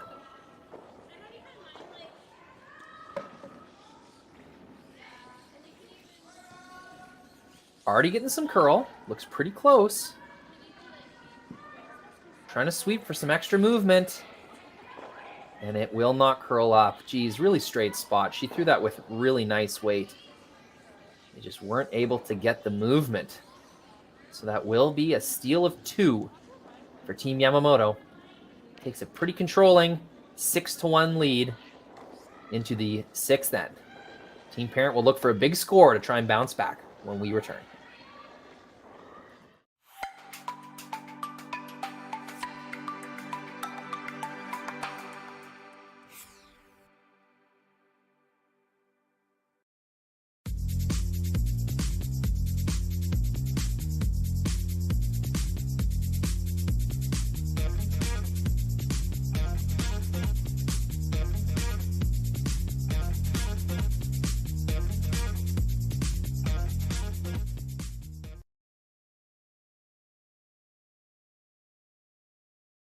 Looking to improve your game? Look no further than Hardline. We have all the curling equipment to help you make more shots and have more fun. It all starts with our flagship product, the IcePad Curling Brush, played with by 80% of the top men's and women's pro teams. We also carry a great line of shoes, pants, and curling accessories to help you play your best. Visit our website at hardlinecurling.com or one of our fine retailers around the world. Join the revolution and join Hardline Nation today.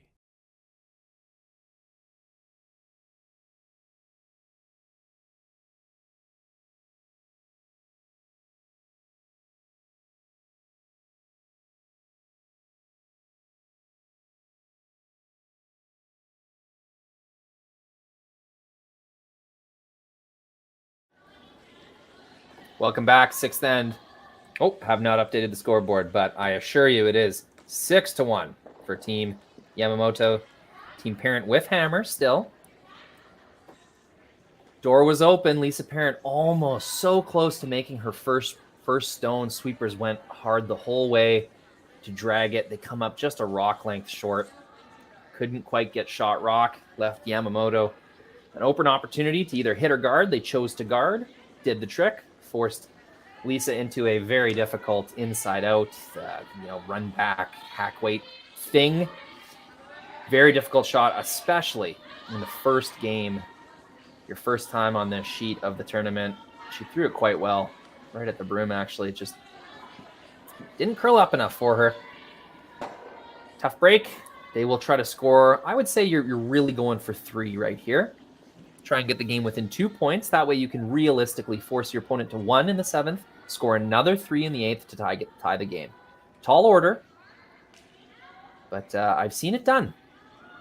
Jacques Gauthier just a few weeks ago gave up a 5-point lead in this many ends. I also watched Brendan Botcher and his old team at the Briar in Brandon, 2018, come back from a 5-point deficit, and they won the game. No extra ends needed. They won it in 8. So it does happen, although extremely rare. It does happen.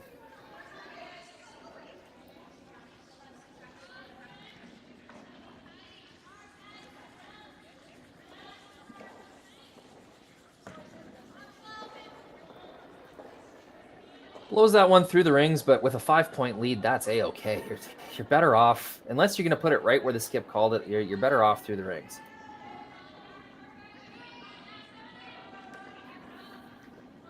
Team Parent's going to throw another corner guard, maximize their use of the free guard zone.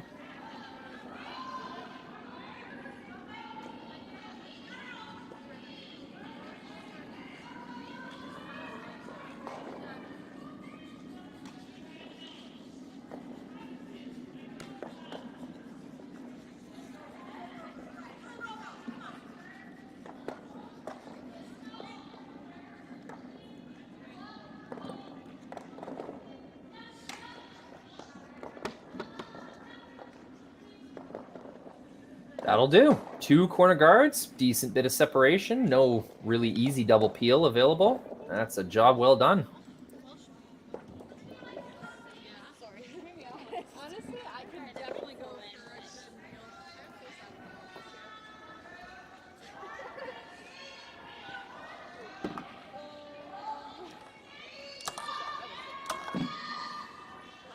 Sweeper signaling way up, making the no, no, no, no, no sign. That's adorable. May as well sweep this one all the way through. Yeah, you can see the delay between our 2 cameras there. It will go to the back 12. A bit of an advantage for Parent, only in the sense that they can use that to freeze 2 later on. For now, though, got to make use of those corner guards. Which means curling a rock behind them both. You can see how little ice she's taking. It's just that's how little movement they're getting from inside to out. That's the same kind of path where she threw her attempted run back, where her hack waiter just got very little curl.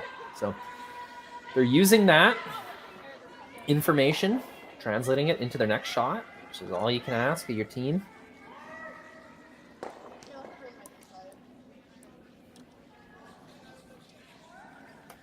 This one's moving in nicely. Sweeper's really working on it. Comes up just a little shy, but that's okay. That's a useful spot, promotable in the way. 3 more or less nade shots by Team Parent so far this end. Finally able to string a few together. Every make seems to be followed by a miss, really for both teams so far. Just Team Yamamoto missing a little less. And before it sounds like I'm being too mean to these teams, it is the first draw of the tournament. Bit of a warm-up draw for everyone.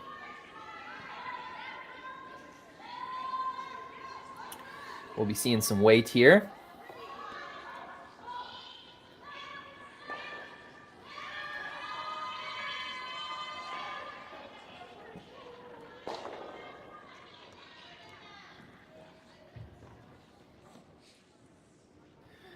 Peel number 1 complete. Not a super tall task being asked, but you still got to make them.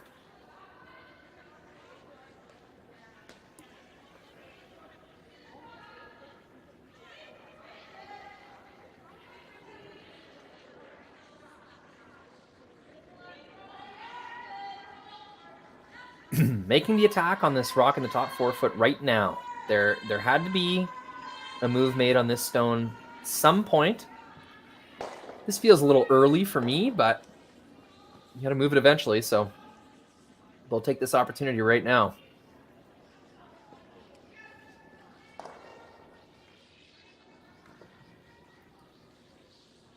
Trying to get a little roll underneath their own corners. Looks like they'll settle with nose. And they do remove a stone at the back. Not sure if that's super advantageous or not. May open up a split or a tap possibility on their one on the top. I'm not sure, but shot rock will be wide open, available for Team Yamamoto to remove. Definitely getting more curl on this in-turn across the center line path.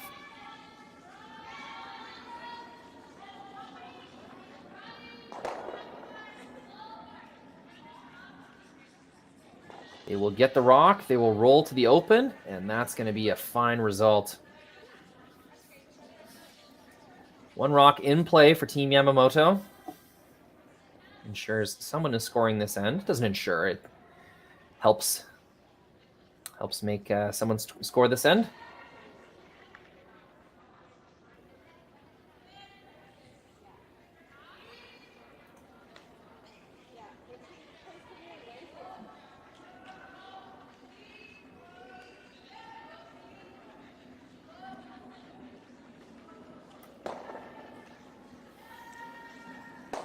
Very, very tight ice being given to Sophie here. I think on this side of the center line, they are going to get more movement than you might expect.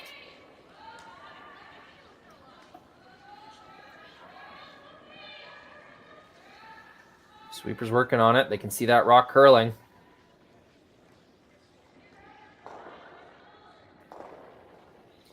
Now that it's cross center line, straightening out a bit, but just light weight was a bit of an issue on that one. It's a good line. Sweepers read it very well. Just couldn't quite get the oomph on that one. Yamamoto knows that she'll never clean up all those guards, so at this point in the end, may as well try to warp another one in there. You're already lying one in the rings. Try to get another one in the forefoot. As long as you get a piece buried, there's not going to be an opportunity to roll in. Just taking another look at that peel opportunity. Up 6-1, it's never a bad idea to hit red stones.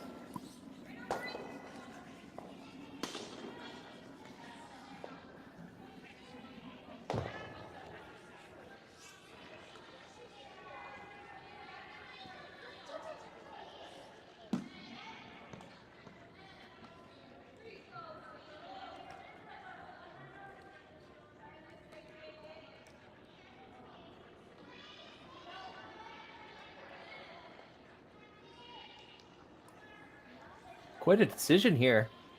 Seems to be hum-hawing back and forth. Doesn't quite know which one to go with. It looks like they've settled on this peel. I don't know if I like this. It's this late in the end. There's only 3 rocks to come from Team Parent. I don't know what you're accomplishing by getting rid of these stones. There's still going to be a guard to draw around.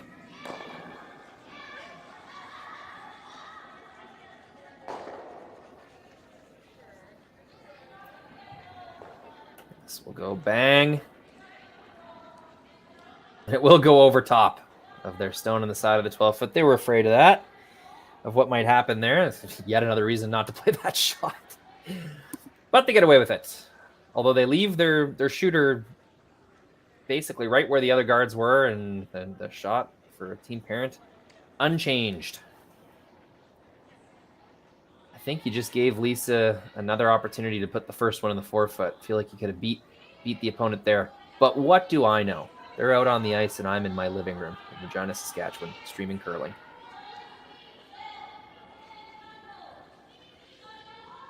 You should definitely trust in their instincts over mine.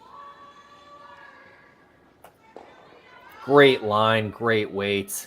That's got to feel good for Team Parent. Finally made a shot right the way it was called.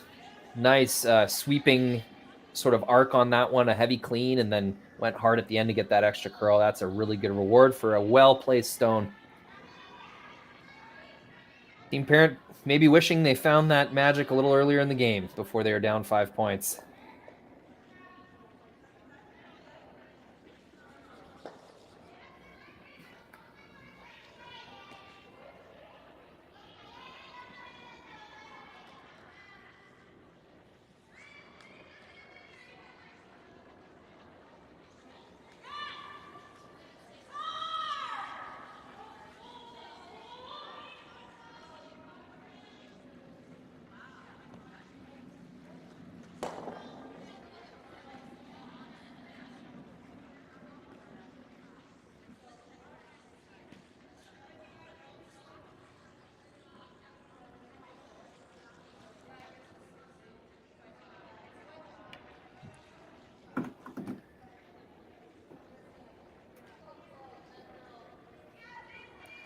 Going for a pick is what we would call this type of shot. Just trying to catch a piece of it, rip it out of the forefoot.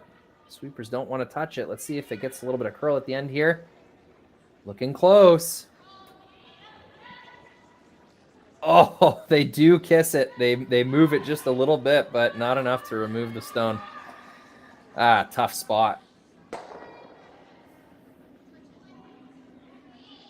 So, Team Parent, this has the makings of 3. If they're able to get another rock behind the guards into the forefoot area,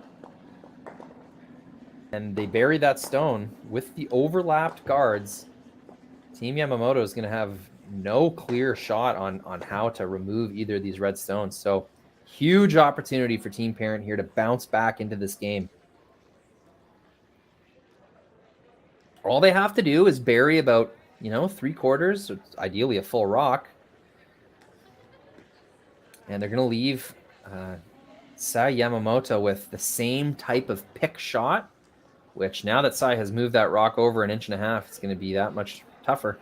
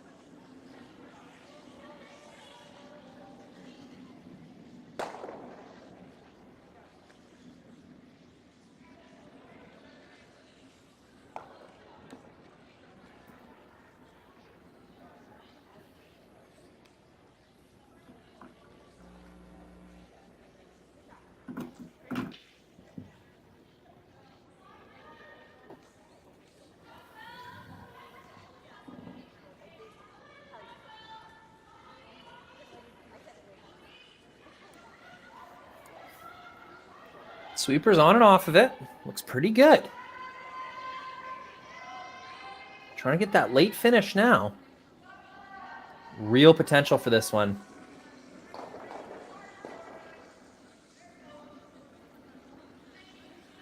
Just cruised a little further than they expected, but that's okay. That's a buried stone lying to Team Parent with the advantage.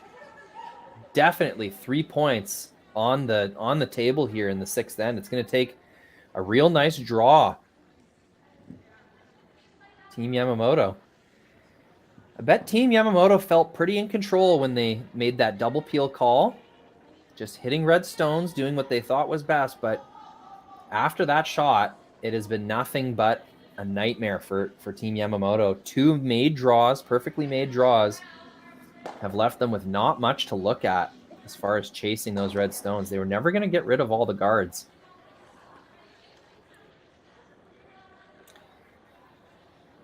This is interesting. This is probably the most reliable shot. Follow Lisa down this same draw path if they can. Try to get a piece of the forefoot. There is no run back available for Team Parent. So if Sae Yamamoto can get this rock to the tee line or deeper, I don't think there's going to be much of a shot for Team Parent. Sae Yamamoto to put the game away in the 6th end. Her last stone.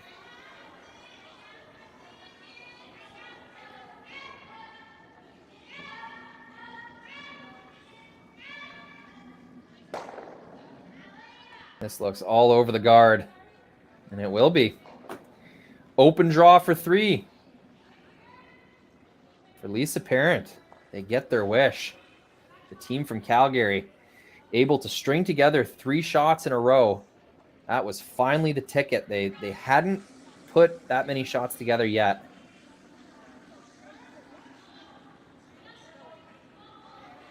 Now all of a sudden, a big opportunity to get right back in this game.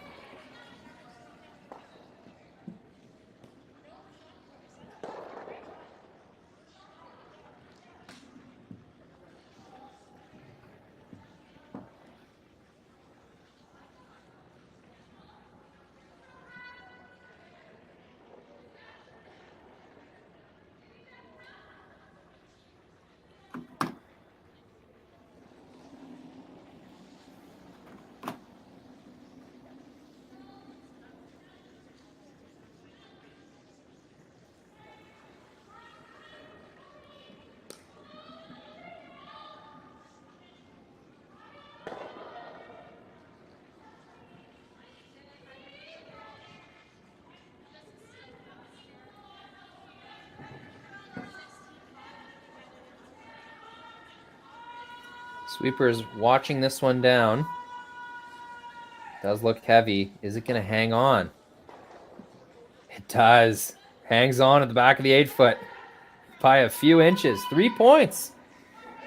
Team Parent able to put 4 shots in a row together for the first time this game. And what do you know? It scores them 3 points. We've got a game. 6-4, Yamamoto leads it with hammer heading into the 7th end.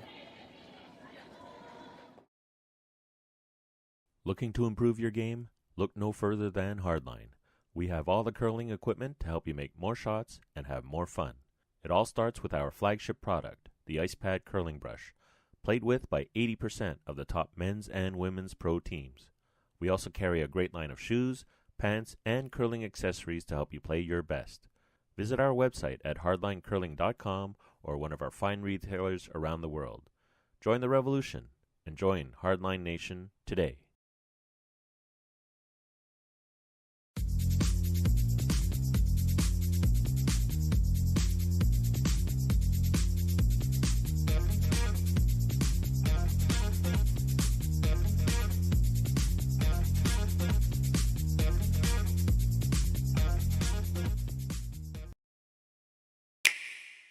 Sometimes curling just isn't as fun as it can be on the Nintendo Switch. With up to 4 players per console, you can enjoy curling with your friends and family anywhere, anytime. Let's play curling. Available now only on Nintendo Switch.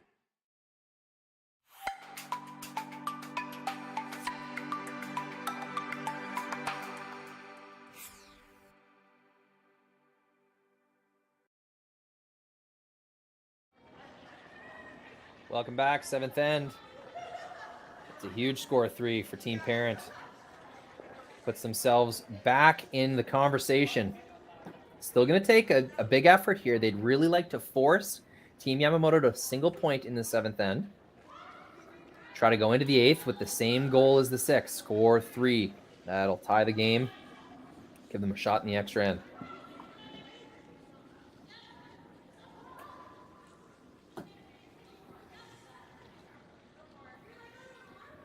Yeah, a hogged guard is not going to help.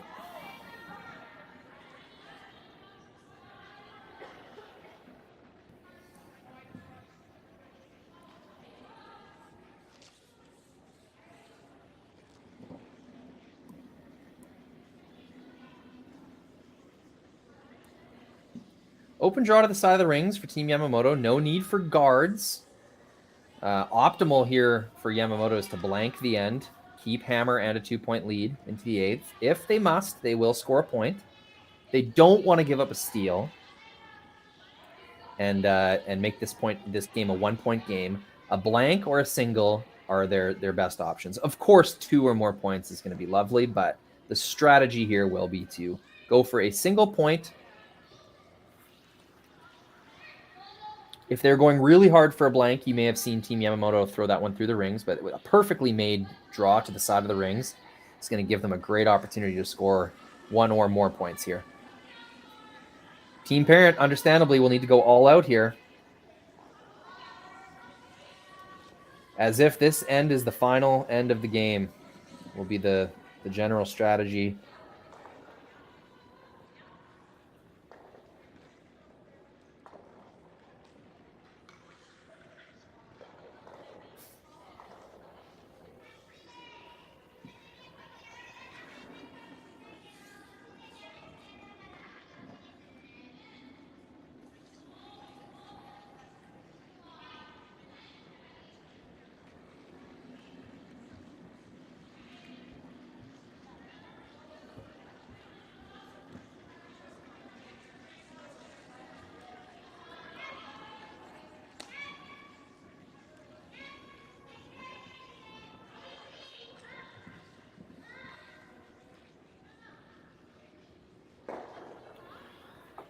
Makes the first red go away. Bad adjustment. Makes about a 20-foot adjustment, throws the next guard into the rings. That's going to really hurt Team Parent's chances, although Yamamoto fairly lackadaisical, careless, whatever you want to say, about where that shooter ended up. That's not a good place for her to leave her yellow shot rock or her yellow shooter stone. That is going to give a sort of overlapped center line guard opportunity to Team Parent. Working really hard just to get a rock in play at this point. Sweepers do get it there. Crosses the hog line and then some. Oh, maybe the commentator was being a little dramatic there. That's healthily in the free guard zone. So as you can see from this straight on view, you got a centerline guard high, a Yamamoto stone just in front of the rings low. That's going to be more than enough, mess down the center for Team Parent to manufacture a steal here. So even though the first rock hogged, second rock was in the rings, Team Parent is going to have some type of opportunity.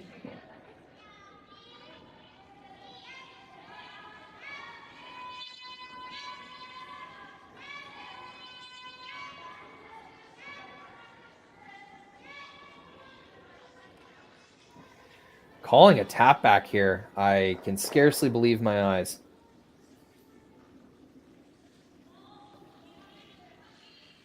Like, makes it fairly well, but just look at that scenario it's created. This is a disastrous playground for Yamamoto. I'm not sure why they would encourage more rocks in the control area. Up 2 points with hammer. That's just going to give Team Parent more opportunity to make freezes and tapbacks and try to manufacture something here.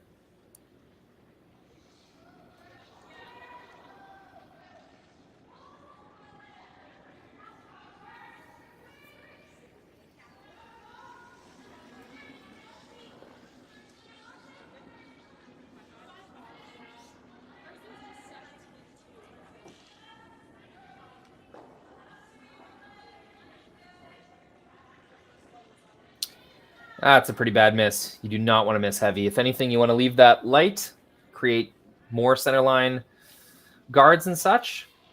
So, an open opportunity to peel this stone for Team Yamamoto.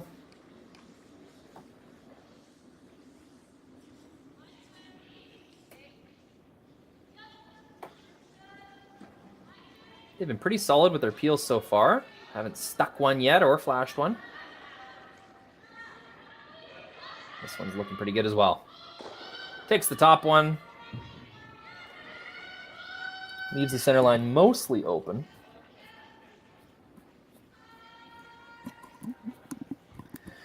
Might see Team Parent try to lay this guard a little closer to the existing Yamamoto stone. Might create a jam opportunity if Yamamoto was to ever try to take on a double peel. But if we see successful guard peel for the rest of the end, Team Parent will have an opportunity to lie 2 and force Yamamoto to 1, which is a very acceptable result. The only thing better being a steal. But hey, making Yamamoto throw against 2 here in the 7th end, especially with the way things started, that's going to be a victory. Team Parent.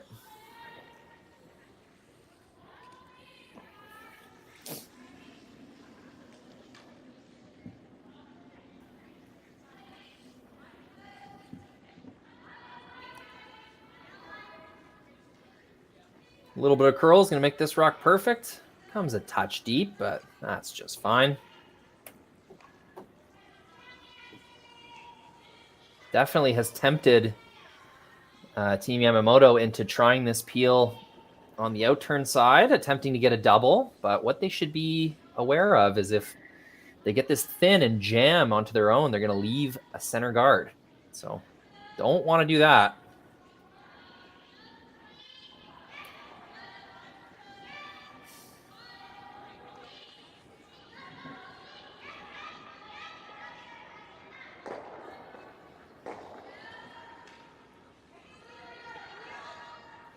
This looks pretty close. Oh, sorry, folks. A bit of a camera snap back there. That's how it deals with the lag, is it snaps back to real time. So it looks like they did make contact with that red stone on the side of the house. Pushed it over to the edge of the 12-foot. That's a huge shot. That went from Team Parent lying 1 after trading peels and guards to Team Yamamoto lying 2 now after trading peels and guards. Nothing really obvious to freeze to for Team Parent. That's going to be a huge, huge swing, making that double.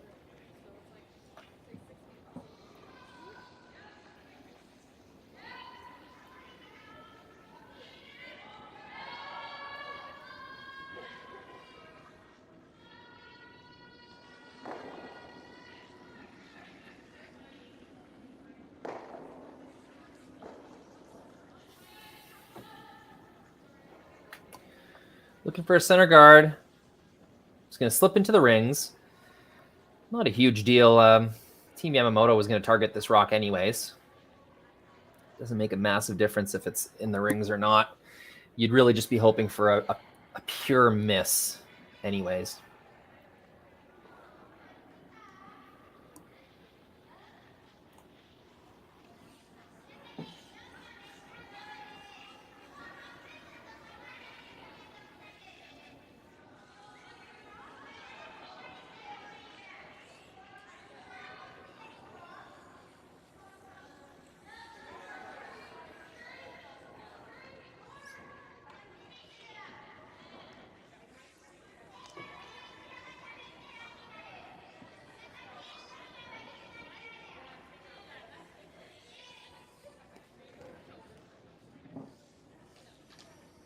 Not sure what the discussion is here. Gotta rip that thing out of the house. No matter what turn you take. You would think you would take the turn that wouldn't jam into your other two stones, but it seemed to be a bit of a point of discussion there. Not really throwing peel weight at this, are they? Trying to get it across the face now. Very interesting. They're going to leave it right on the center line. Definitely not where you want to leave that. That's going to make a freeze opportunity more available for a team parent. It means that you only have one crack at, like, let's say team parent freezes to the back yellow. Now you only have one direction to hit it on. So if team parent leaves a bias on the one side, it's sticking right there. So some questionable tactical decisions kind of throughout the game from Team Yamamoto. But the principle of leaving rocks in the kind of action zone, they definitely have not been respecting that idea. The Team Yamamoto has been leaving their stones in positions that I would consider favorable for Team Parent.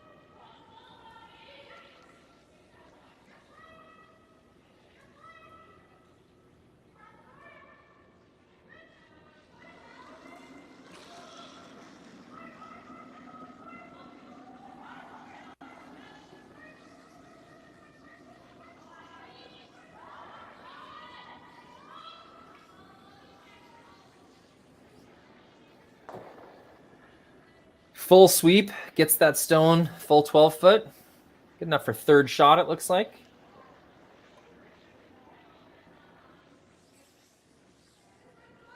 Very promotable. It's in a fairly good spot. Yeah, it's going to force Team Yamamoto to either hit that one, which doesn't look very attractive. There's definitely a way to jam that. Even if they make it, they'll leave their rock kind of in a controlling spot.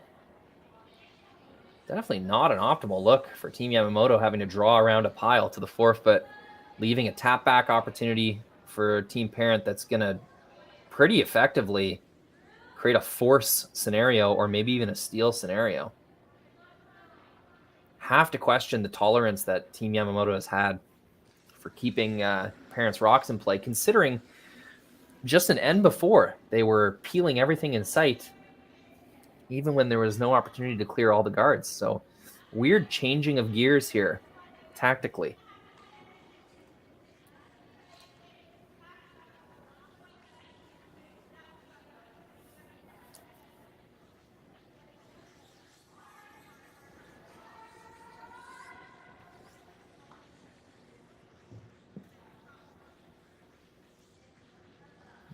Team Yamamoto does not seem to like the look of this. They're standing with their kind of hands on their hips, not really loving what they're about to throw. At this point, I don't really see what else you do besides hit the top red.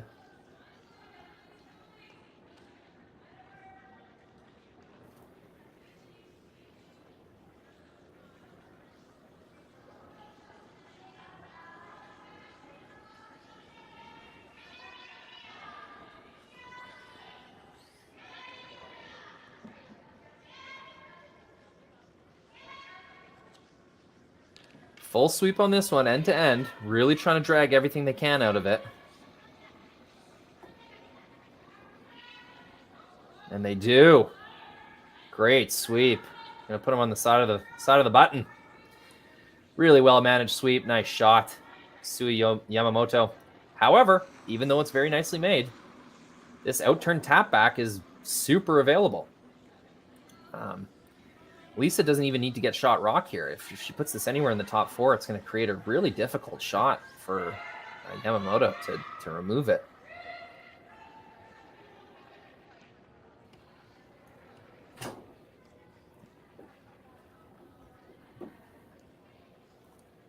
Just leave it.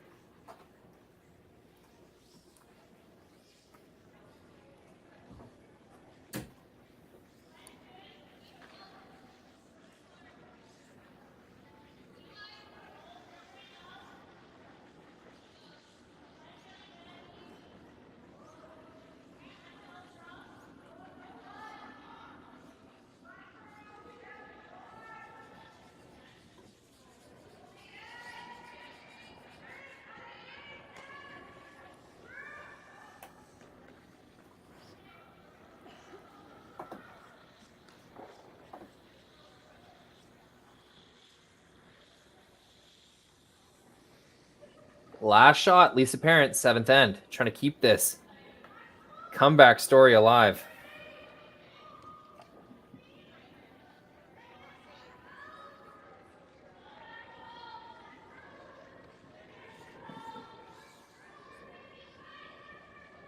Looks pretty good. Tap is made. Raise successful. Beautiful shot. Called and made. Lisa Parent leaves her rock in that out-turn path. Of course, there is a straight run back here. Did just get a little bit on the high side of the yellow rock, but have to be picky at that point.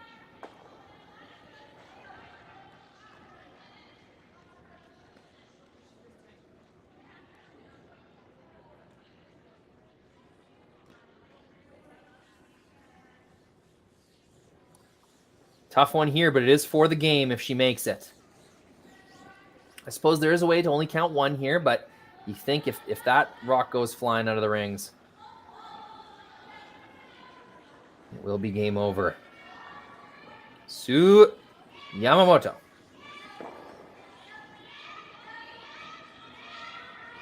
Rock is definitely curling on them. And they will not remove the red stone. It will be a steal of 1, and this comeback story continues.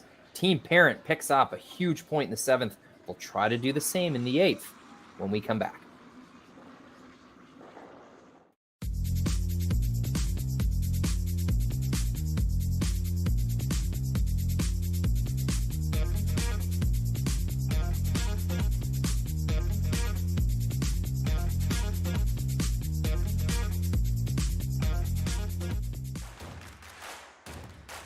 Imagine being able to stream every curling game from every sheet from any event, be it your Wednesday league game, bonspiel, or corporate event. Curling Stadium offers an all-inclusive streaming solution featuring high-quality cameras, ease of use, great reliability, and minimal installation. Offering your sponsors customizable ad space on your streamed curling games and being able to sell video packages to your corporate events for increased revenue. With Curling Stadium, you can stream to any device, be it your mobile phone, tablet, or computer. Push the feed to your desired platform, be it Facebook, YouTube, or any other social media. Curling Stadium is simply the way forward. Where it's commonplace in other sports to televise every game, we want to do the same. Curling is a global sport, and it's time it gets the coverage it needs. Make your curling club the next Curling Stadium. Looking to improve your game? Look no further than Hardline. We have all the curling equipment to help you make more shots and have more fun. It all starts with our flagship product, the Ice Pad Curling Brush, played with by 80% of the top men's and women's pro teams. We also carry a great line of shoes, pants, and curling accessories to help you play your best.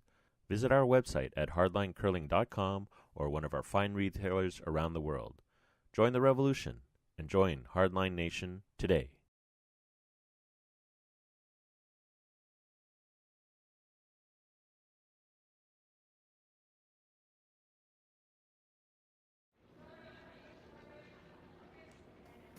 Welcome back. Quite a comeback story we have brewing here.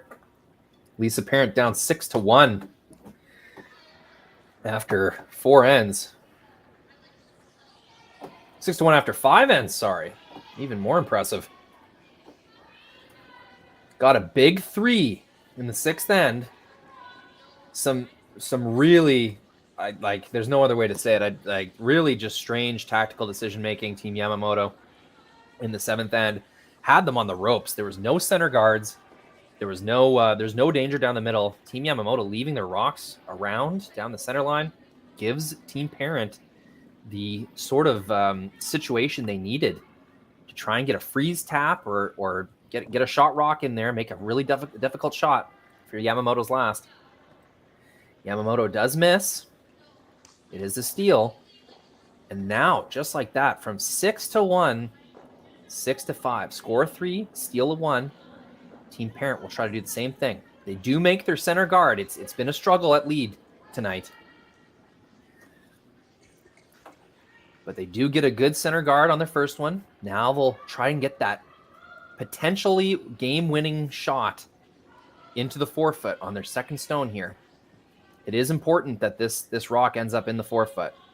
In theory, Team Parent may spend the rest of the end guarding this thing. So this one's got to either be shot rock or frozen right on top. This looks pretty good. Sweepers get it there. Best 2 shots of the night from lead Megan Johnson.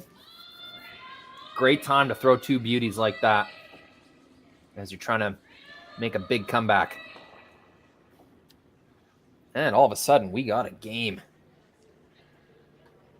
Hey, never say never. You will recall me back in the 5th end. I said it does happen. I watched it happen 3 or 4 weeks ago with Jacques Gauthier. He did win that game in an extra end. However, after giving up 5-point lead. And Brendan Botcher in the Brier 2018, down 5 points. Came back and won in the 8th end. Didn't even need an extra end. Team Parent looking to join the likes of Jacques Gauthier and Brendan Botcher with a comeback victory here in Leduc. Hardline Curling Stadium Alberta Curling Series. They will get a miss. That Yamamoto shot does come deep. So now an opportunity to tap their stone up. Maybe there's enough room to get shot rock here. If Team Parent can ever get shot stone with some backing behind it, they will be in a favorable position to tie this game with a series of guards. But they do need something from their front end here to make it happen.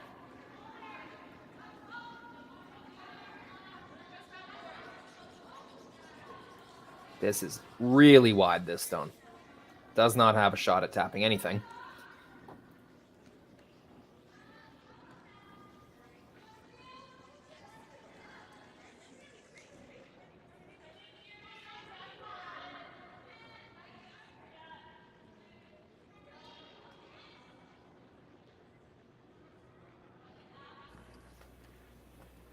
That's going to go down as a missed opportunity for sure. They got the miss they needed while the free guard zone was still in play. But they fail to either make the tap bag or leave their rock in a good position. So this will be peel number 1. Team Parent, not dead yet. There is still a good opportunity to make a tap back or kind of run back. Leave 2 rocks in the top 4. And force Yamamoto to make a good shot on her last. Of course, there's always the opportunity for a stuck peel or a flashed peel.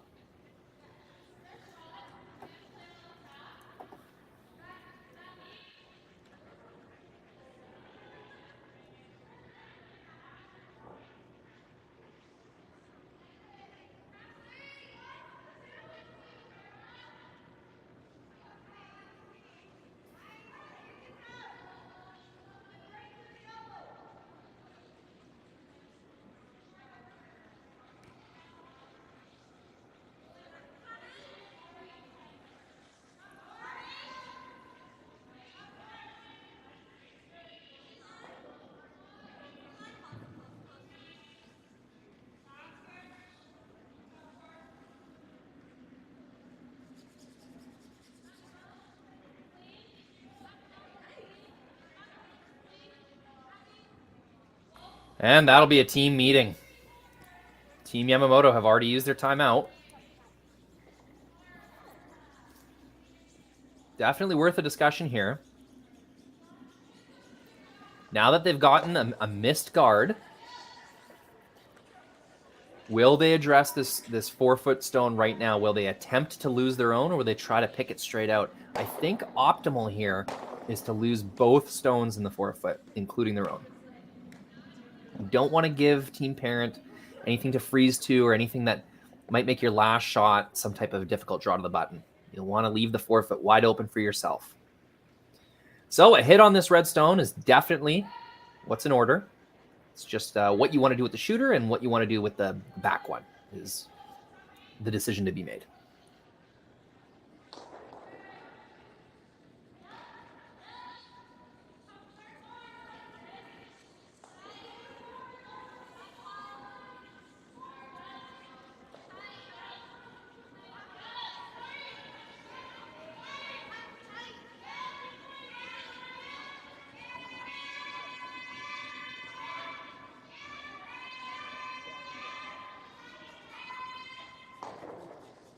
Very soft weight here.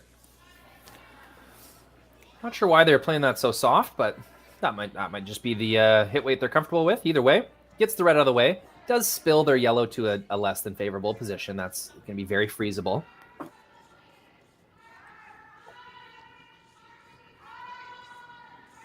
That's what Team Parent will try to do right now. Try to shake off that missed guard and just do what they can do.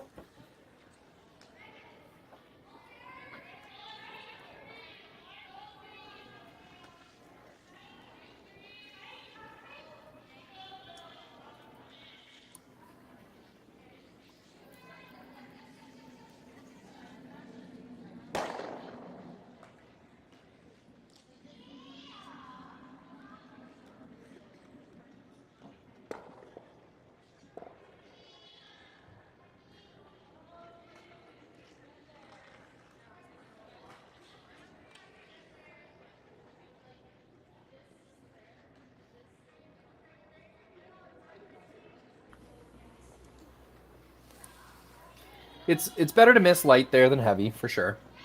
So, I mean, that is significantly light. You're looking at about 12 feet light there with sweeping.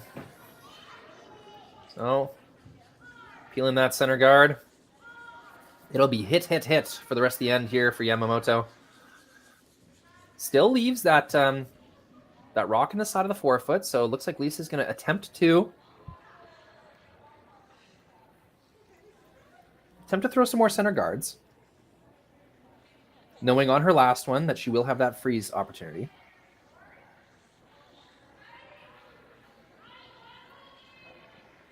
So center guard number 2 coming down the ice.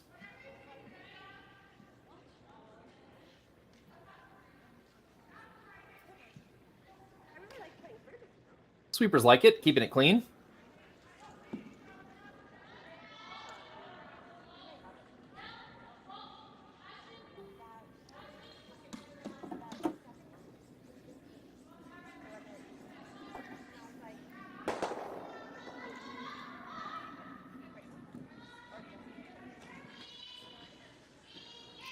Ooh, really pushed that peel outside.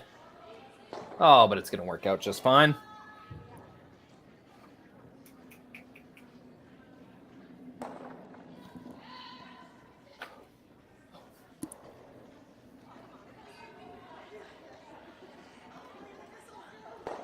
End goes pretty quick when the call is so obvious like that.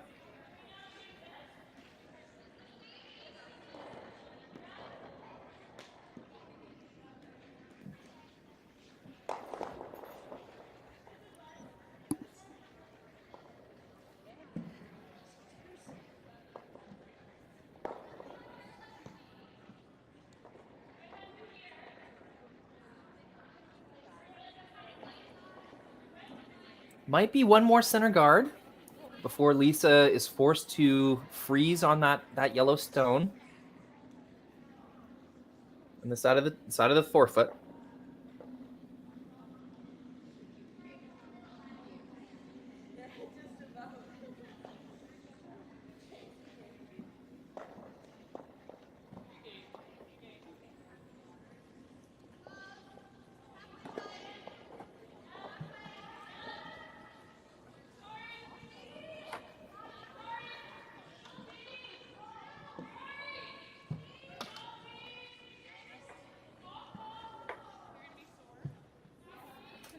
This one is curling. Perhaps they did call the freeze on this shot. Looks like they did. Gonna hold that line. Just a little heavy, but that's gonna be fine. The freeze is made. Even if Yamamoto is able to blast this one out of here, there will be another freeze opportunity available on the back one. It won't be for as much of the forefoot, but there is still a chance to make an unremovable stone.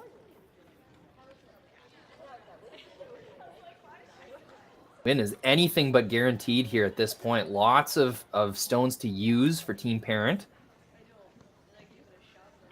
Just put together a pretty good end here besides that missed guard. This has been a fairly well-played end. Team Parent really getting their stuff together in the second half of this game, as the scoreboard would indicate. Team Yamamoto not necessarily missing that much, but definitely letting their opponent back in certain regards. This will be some big weight from Yamamoto. We have not seen much big weight from this Japanese team. This is a screamer. Sweeping to keep it straight. Will get the one rock. Bounces out into the 12-foot. That's a great shot. Well made rip. Although, I'm not sure why they were sweeping it so hard. I feel like they would have wanted to get rid of their yellow rock in the side of the forefoot. It's going to leave the exact same freeze shot available for Lisa Parent. She just threw this. Doesn't have to change too much about it. They're taking a little bit more ice, as the sweepers last time had to sweep for line a little bit, even though it was a touch heavy. So this will make it so the sweepers can wait on it a little while longer.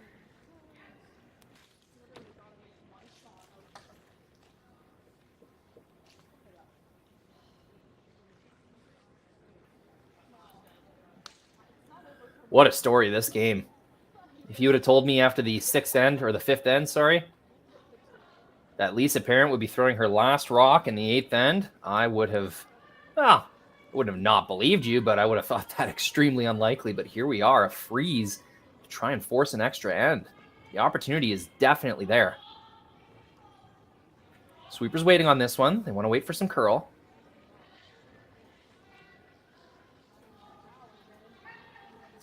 Waiting to the end if they can. Looks pretty good. Beautifully swept rock. Excellent shot made. Team Parent doing everything they can with Lisa's shots. That's 2 nearly perfectly made freezes in a row. That's an impressive showing from Lisa Parent. Well, they've done what they can do. It's in Sae Yamamoto's hands now.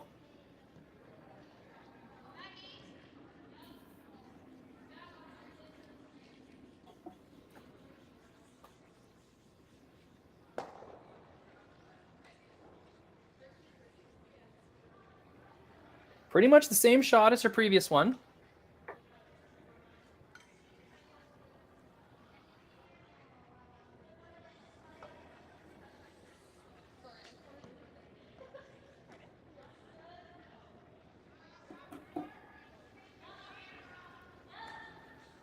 Looking to blast this redstone out of the forefoot. They were defending a 6-1 lead at one point. Now they're defending a 1-point lead. They've had hammer for 3 straight ends in a row. Oh, sorry about that. Yeah, 2 straight ends in a row, but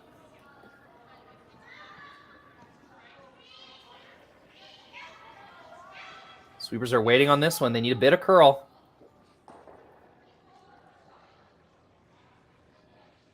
They will collide into their own on the top 8. It will be another steal for Lisa Parent and her team. This game's going to extra ends. And the Cinderella, the comeback story continues. 6-6 tie after 8 ends. We will have the extra end for you. Yamamoto will have hammer once again when we come back. Imagine being able to stream every curling game from every sheet from any event, be it your Wednesday league game, bonspiel, or corporate event. Curling Stadium offers an all-inclusive streaming solution featuring high-quality cameras, ease of use, great reliability, and minimal installation. Offering your sponsors customizable ad space on your streamed curling games and being able to sell video packages to your corporate events for increased revenue. With Curling Stadium, you can stream to any device, be it your mobile phone, tablet, or computer. Push the feed to your desired platform, be it Facebook, YouTube, or any other social media. Curling Stadium is simply the way forward. Where it's commonplace in other sports to televise every game, we want to do the same. Curling is a global sport, and it's time it gets the coverage it needs. Make your curling club the next Curling Stadium.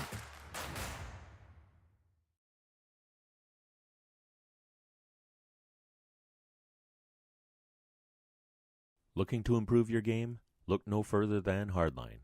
We have all the curling equipment to help you make more shots and have more fun. It all starts with our flagship product, the Ice Pad Curling Brush, played with by 80% of the top men's and women's pro teams.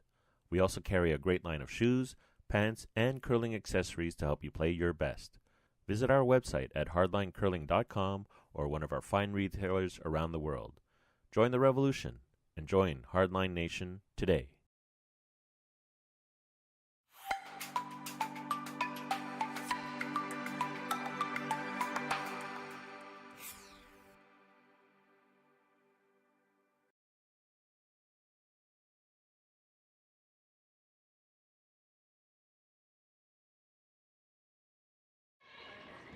Welcome back, Extra Ends. What a comeback. I'm going to move this camera up a little bit so you can see that scoreboard. It's been a doozy. Team Parent totally against the ropes, facing game over scenarios over and over again. Lisa able to pull her team out of the fire every now and then. Scores 3 points in the sixth end, a steal in 7 and a steal in 8. Both basically manufactured by Skip Lisa Parent. And now we have a tie game. Extra ends. Yamamoto with hammer. 2 really good shots made by the lead for Team Parent earlier on. Let's see if she can make 2 more.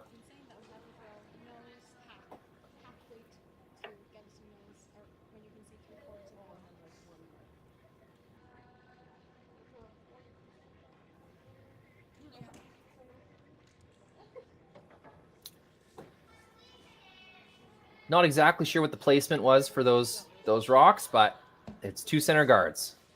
That's what's important. That's why I'm like, we can't throw them flat because it'll make it extremely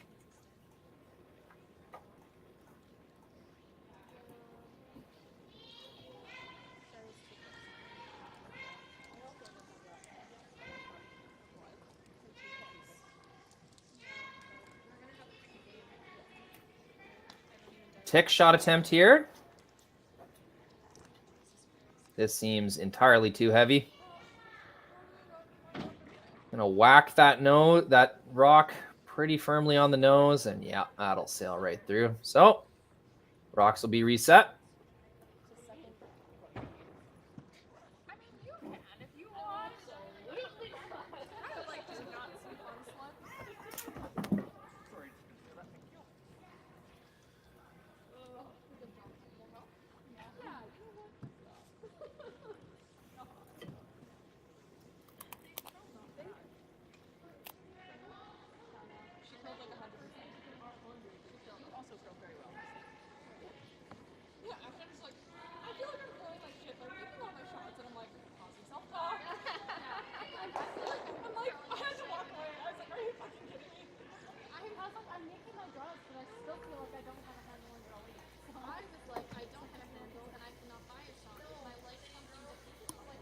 Really good opportunity here for Team Parent. I mean, 2 missed shots off the bat for the lead. Those stones are going to be far more grouped than ideal, but three guards down the middle. I've seen extra ends start off much worse.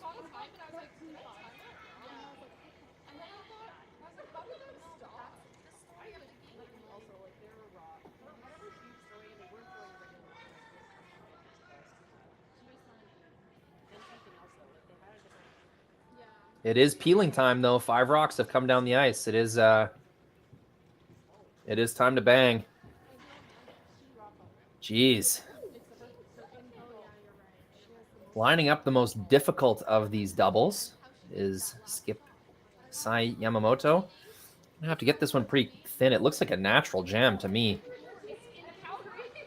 Might be going for perfection here at a time where it's going to do the trick to just make the easy one.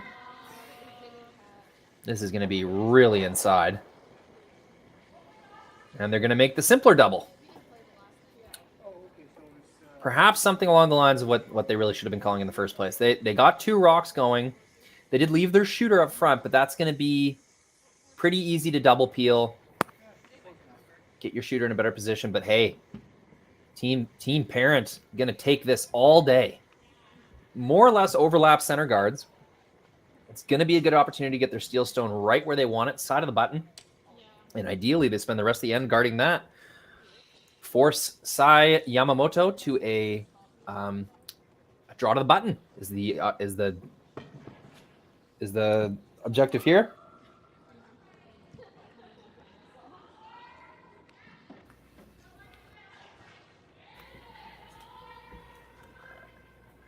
Big shot here. If they can get this one to the side of the button, it's going to look really good for a steal. Sweepers like it. They're waiting for it. They're going to have to crush it at the end for some line. We'll go to the overhead. That is exactly where Lisa Parent put her broom out. Well, I spoke a little too soon, didn't I? Foot higher, but guess what? That's going to be more than good enough. You're going to happily guard that stone all end. Force Yamamoto to a draw to the button. When was the last time Sae Yamamoto threw a draw? I think it was in the first half of the game. Over an hour and 15 minutes ago. So, got to take that.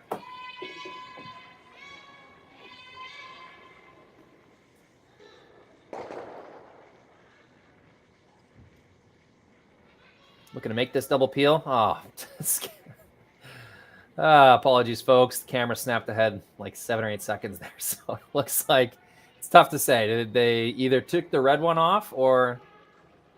Yeah, I think they just took the red one off or they stuffed a yellow. I don't know. It's tough to say.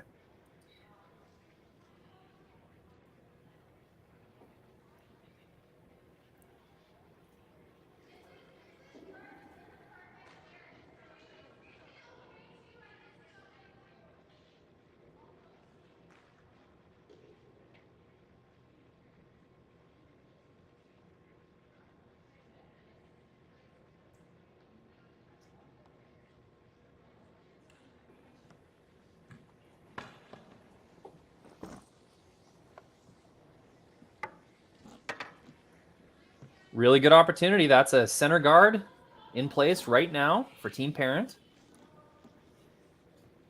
I don't think they need to put another one in the 4-foot. I think another guard's going to do the trick just fine. It's going to force Yamamoto to make some type of run back or double peel and wait for a miss.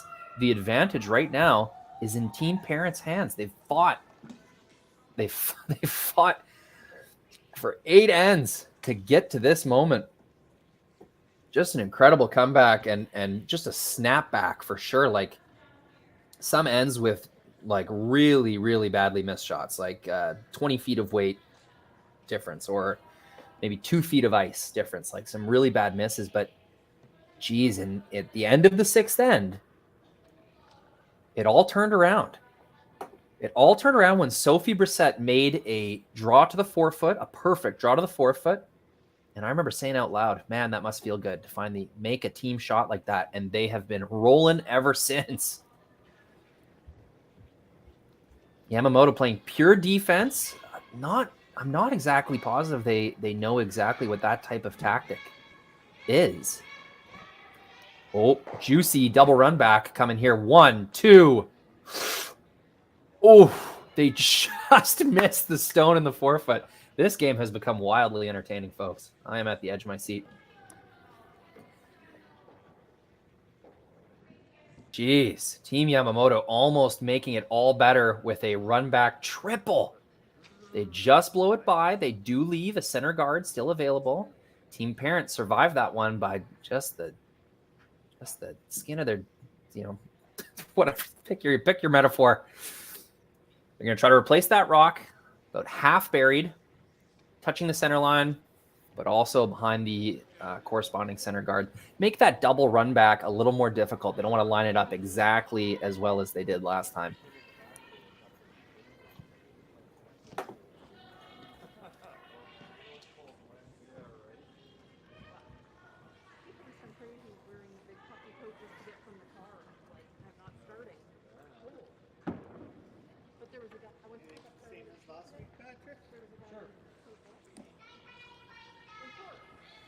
Sail's pretty deep.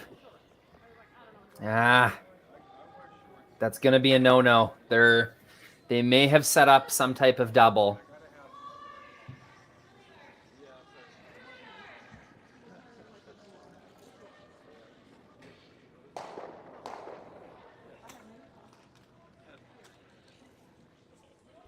Oh, looks like the ice maker has called a timeout. He's got to drag that scraper. We are in it's been a 2-hour and 40-minute game. So that's all that needs to be said. Ice maker's got to do his work.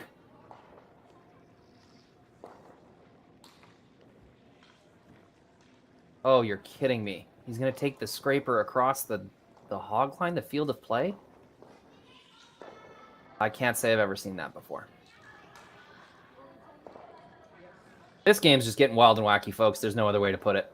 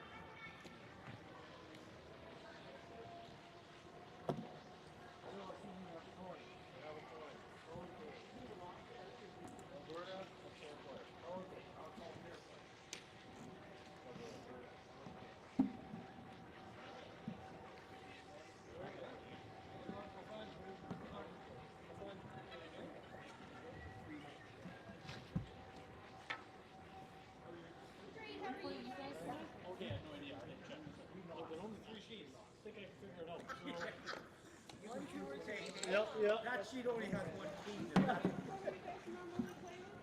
I'm looking at all these other keys. I didn't sign up. I didn't pay to play those guys. Go ahead if you want. Go ahead. Are you three or where's Michaela? Right here. That's what's coming up. Good game. I think I saw her. I think she got up behind. Hey, Ashlyn, she's right there. Oh, she is. Okay, perfect. I got caught behind.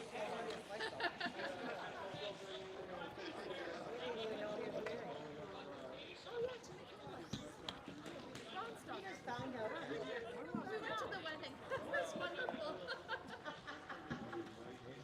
Yes, right there.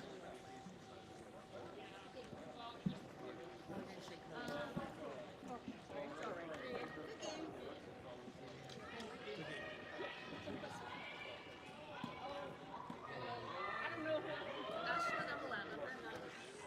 Nice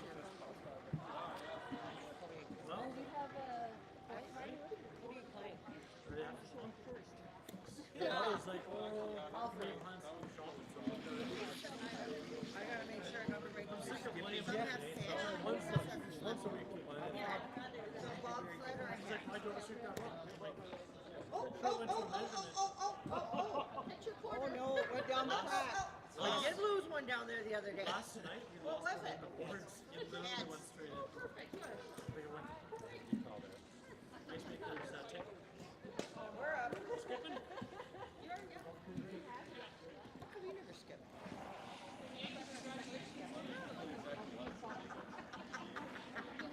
I gotta get one.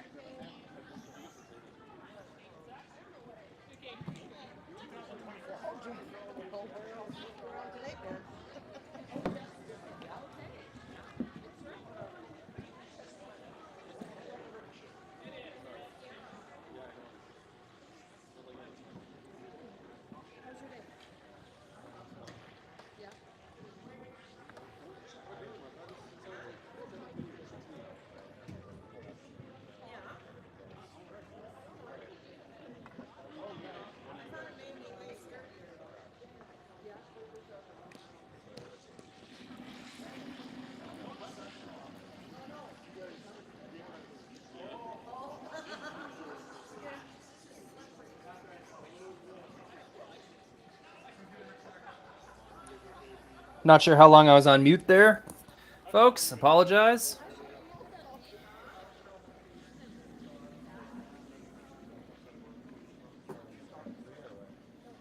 Using their second timeout here.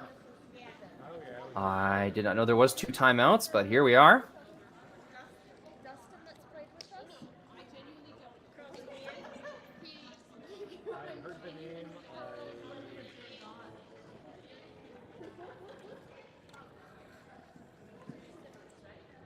Looks like I've been on for over 4 or 5 minutes. I apologize, everybody. I just don't want to hear you. I don't want you to hear me drinking my water, so forgot to turn it back on. But looks like we missed the call on that massive double takeout by third rock thrower Momoka Iwase. I've got some updated lineups here, so throwing third rocks for Team Yamamoto. Momoka Iwase. She gets around the center guard. She throws back the 2 parent stones in the top of the 8-foot and on the side of the button. And she really turns this end around here. We did see an attempt at making a come around by Lisa. Skip Lisa parent. She was significantly heavy. That was a rock sort of outside the established path. We thought we might see something like that, where it was a little quick. So after a coach's called timeout, it looked like Sae Yamamoto was going to come around that outturn side, try to plant a rock in the top of the 4-foot before Lisa Parent could. I thought that was a fine call, but coach waved his hands at the glass, called a timeout while Sae was in the hack, which is what happened last time out as well. Coaches are allowed to do that. They are allowed to signal for a timeout. Coaches cannot make any type of suggestive motion, nod their head yes or no or anything like that. The only signal they can make to the ice is a timeout symbol. So looks like their coach used that power again, kind of called off the shot just before it was too late. The peel call is in my opinion, just as logical. You're getting that guard out of the way. So now when Lisa puts something in the 4-foot, you'll have either a pick type shot or a short run back. It's a way of guaranteeing yourself some type of shot. If you go for an outturn draw and you come heavy, Lisa comes and freezes, you have no shot. If you go for an outturn draw and you miss outside or something, Lisa has that same draw. So it is definitely a risk management type of call. But it does leave the 4-foot open for Lisa Parent. Oh, bit of a camera skip there. Lisa Parent, to try and complete this comeback, they need to lie one in order to make Sae Yamamoto throw her last rock. They'd love to catch a piece of the button and make Sae Yamamoto throw a difficult shot. Looking for some late curl here. Sweepers are right off. This rock will cruise to the back of the 8-foot, mostly open. Not what Team Parent was looking for. Hey, it's going to make Sae throw her last rock. And back when this team was down 6-1, I think they'd be pretty proud of themselves for getting to a point in an extra end where they make Sae Yamamoto throw her last stone.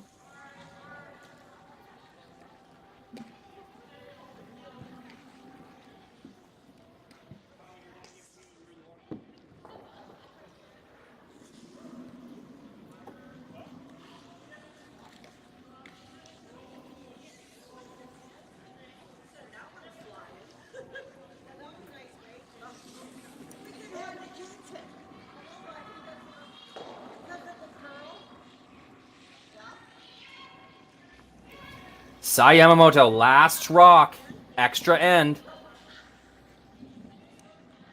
Needs to make contact with this red rock to win the game. Looks pretty good. And the camera skipped ahead. Looks like she made it. What an incredible game. Really, what a fight by Team Parent. Kept their heads. It all started with that Sophie Brissett draw to the 4-foot in the 6th end to set up a 3-point end. And then Team Parent really found their groove. First draw can often be a pretty funky one. And 2 hours and 50 minutes into this first draw. We have a 9N final. 7-6 for Team Yamamoto. Find a way to figure it out. Hey, I'm looking at the chat right now. I'm saying I'm hearing good game. What a wild game. Nice game. Very fun game. Hey, I couldn't agree more. What a way to finish this first draw. I hope you'll join us again for draw 2 coming up, and I think it was scheduled for right now. I think we'll have to give the ice about 20 minutes to reset, but hey, we'll be with you all weekend. Thanks so much for joining in, and hey, congratulations for picking the right game. You got a wild one. Thank you very much. My name is Rory McCusker. I'll see you again this weekend. Have a great night, everyone, and have fun watching curling. Imagine being able to stream every curling game from every sheet from any event, be it your Wednesday league game, bonspiel, or corporate event. Curling Stadium offers an all-inclusive streaming solution featuring high-quality cameras, ease of use, great reliability, and minimal installation. Offering your sponsors customizable ad space on your streamed curling games and being able to sell video packages to your corporate events for increased revenue. With Curling Stadium, you can stream to any device, be it your mobile phone, tablet, or computer.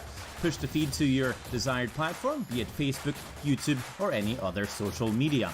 Curling Stadium is simply the way forward. Where it's commonplace in other sports to televise every game, we want to do the same. Curling is a global sport, and it's time it gets the coverage it needs. Make your curling club the next Curling Stadium.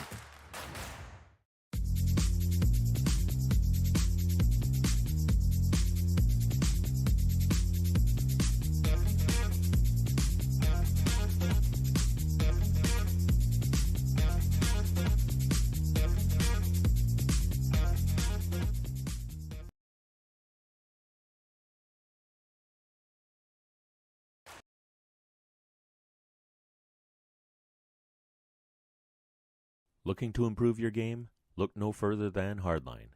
We have all the curling equipment to help you make more shots and have more fun. It all starts with our flagship product, the Ice Pad Curling Brush, played with by 80% of the top men's and women's pro teams. We also carry a great line of shoes, pants, and curling accessories to help you play your best. Visit our website at hardlinecurling.com or one of our fine retailers around the world. Join the revolution and join Hardline Nation today.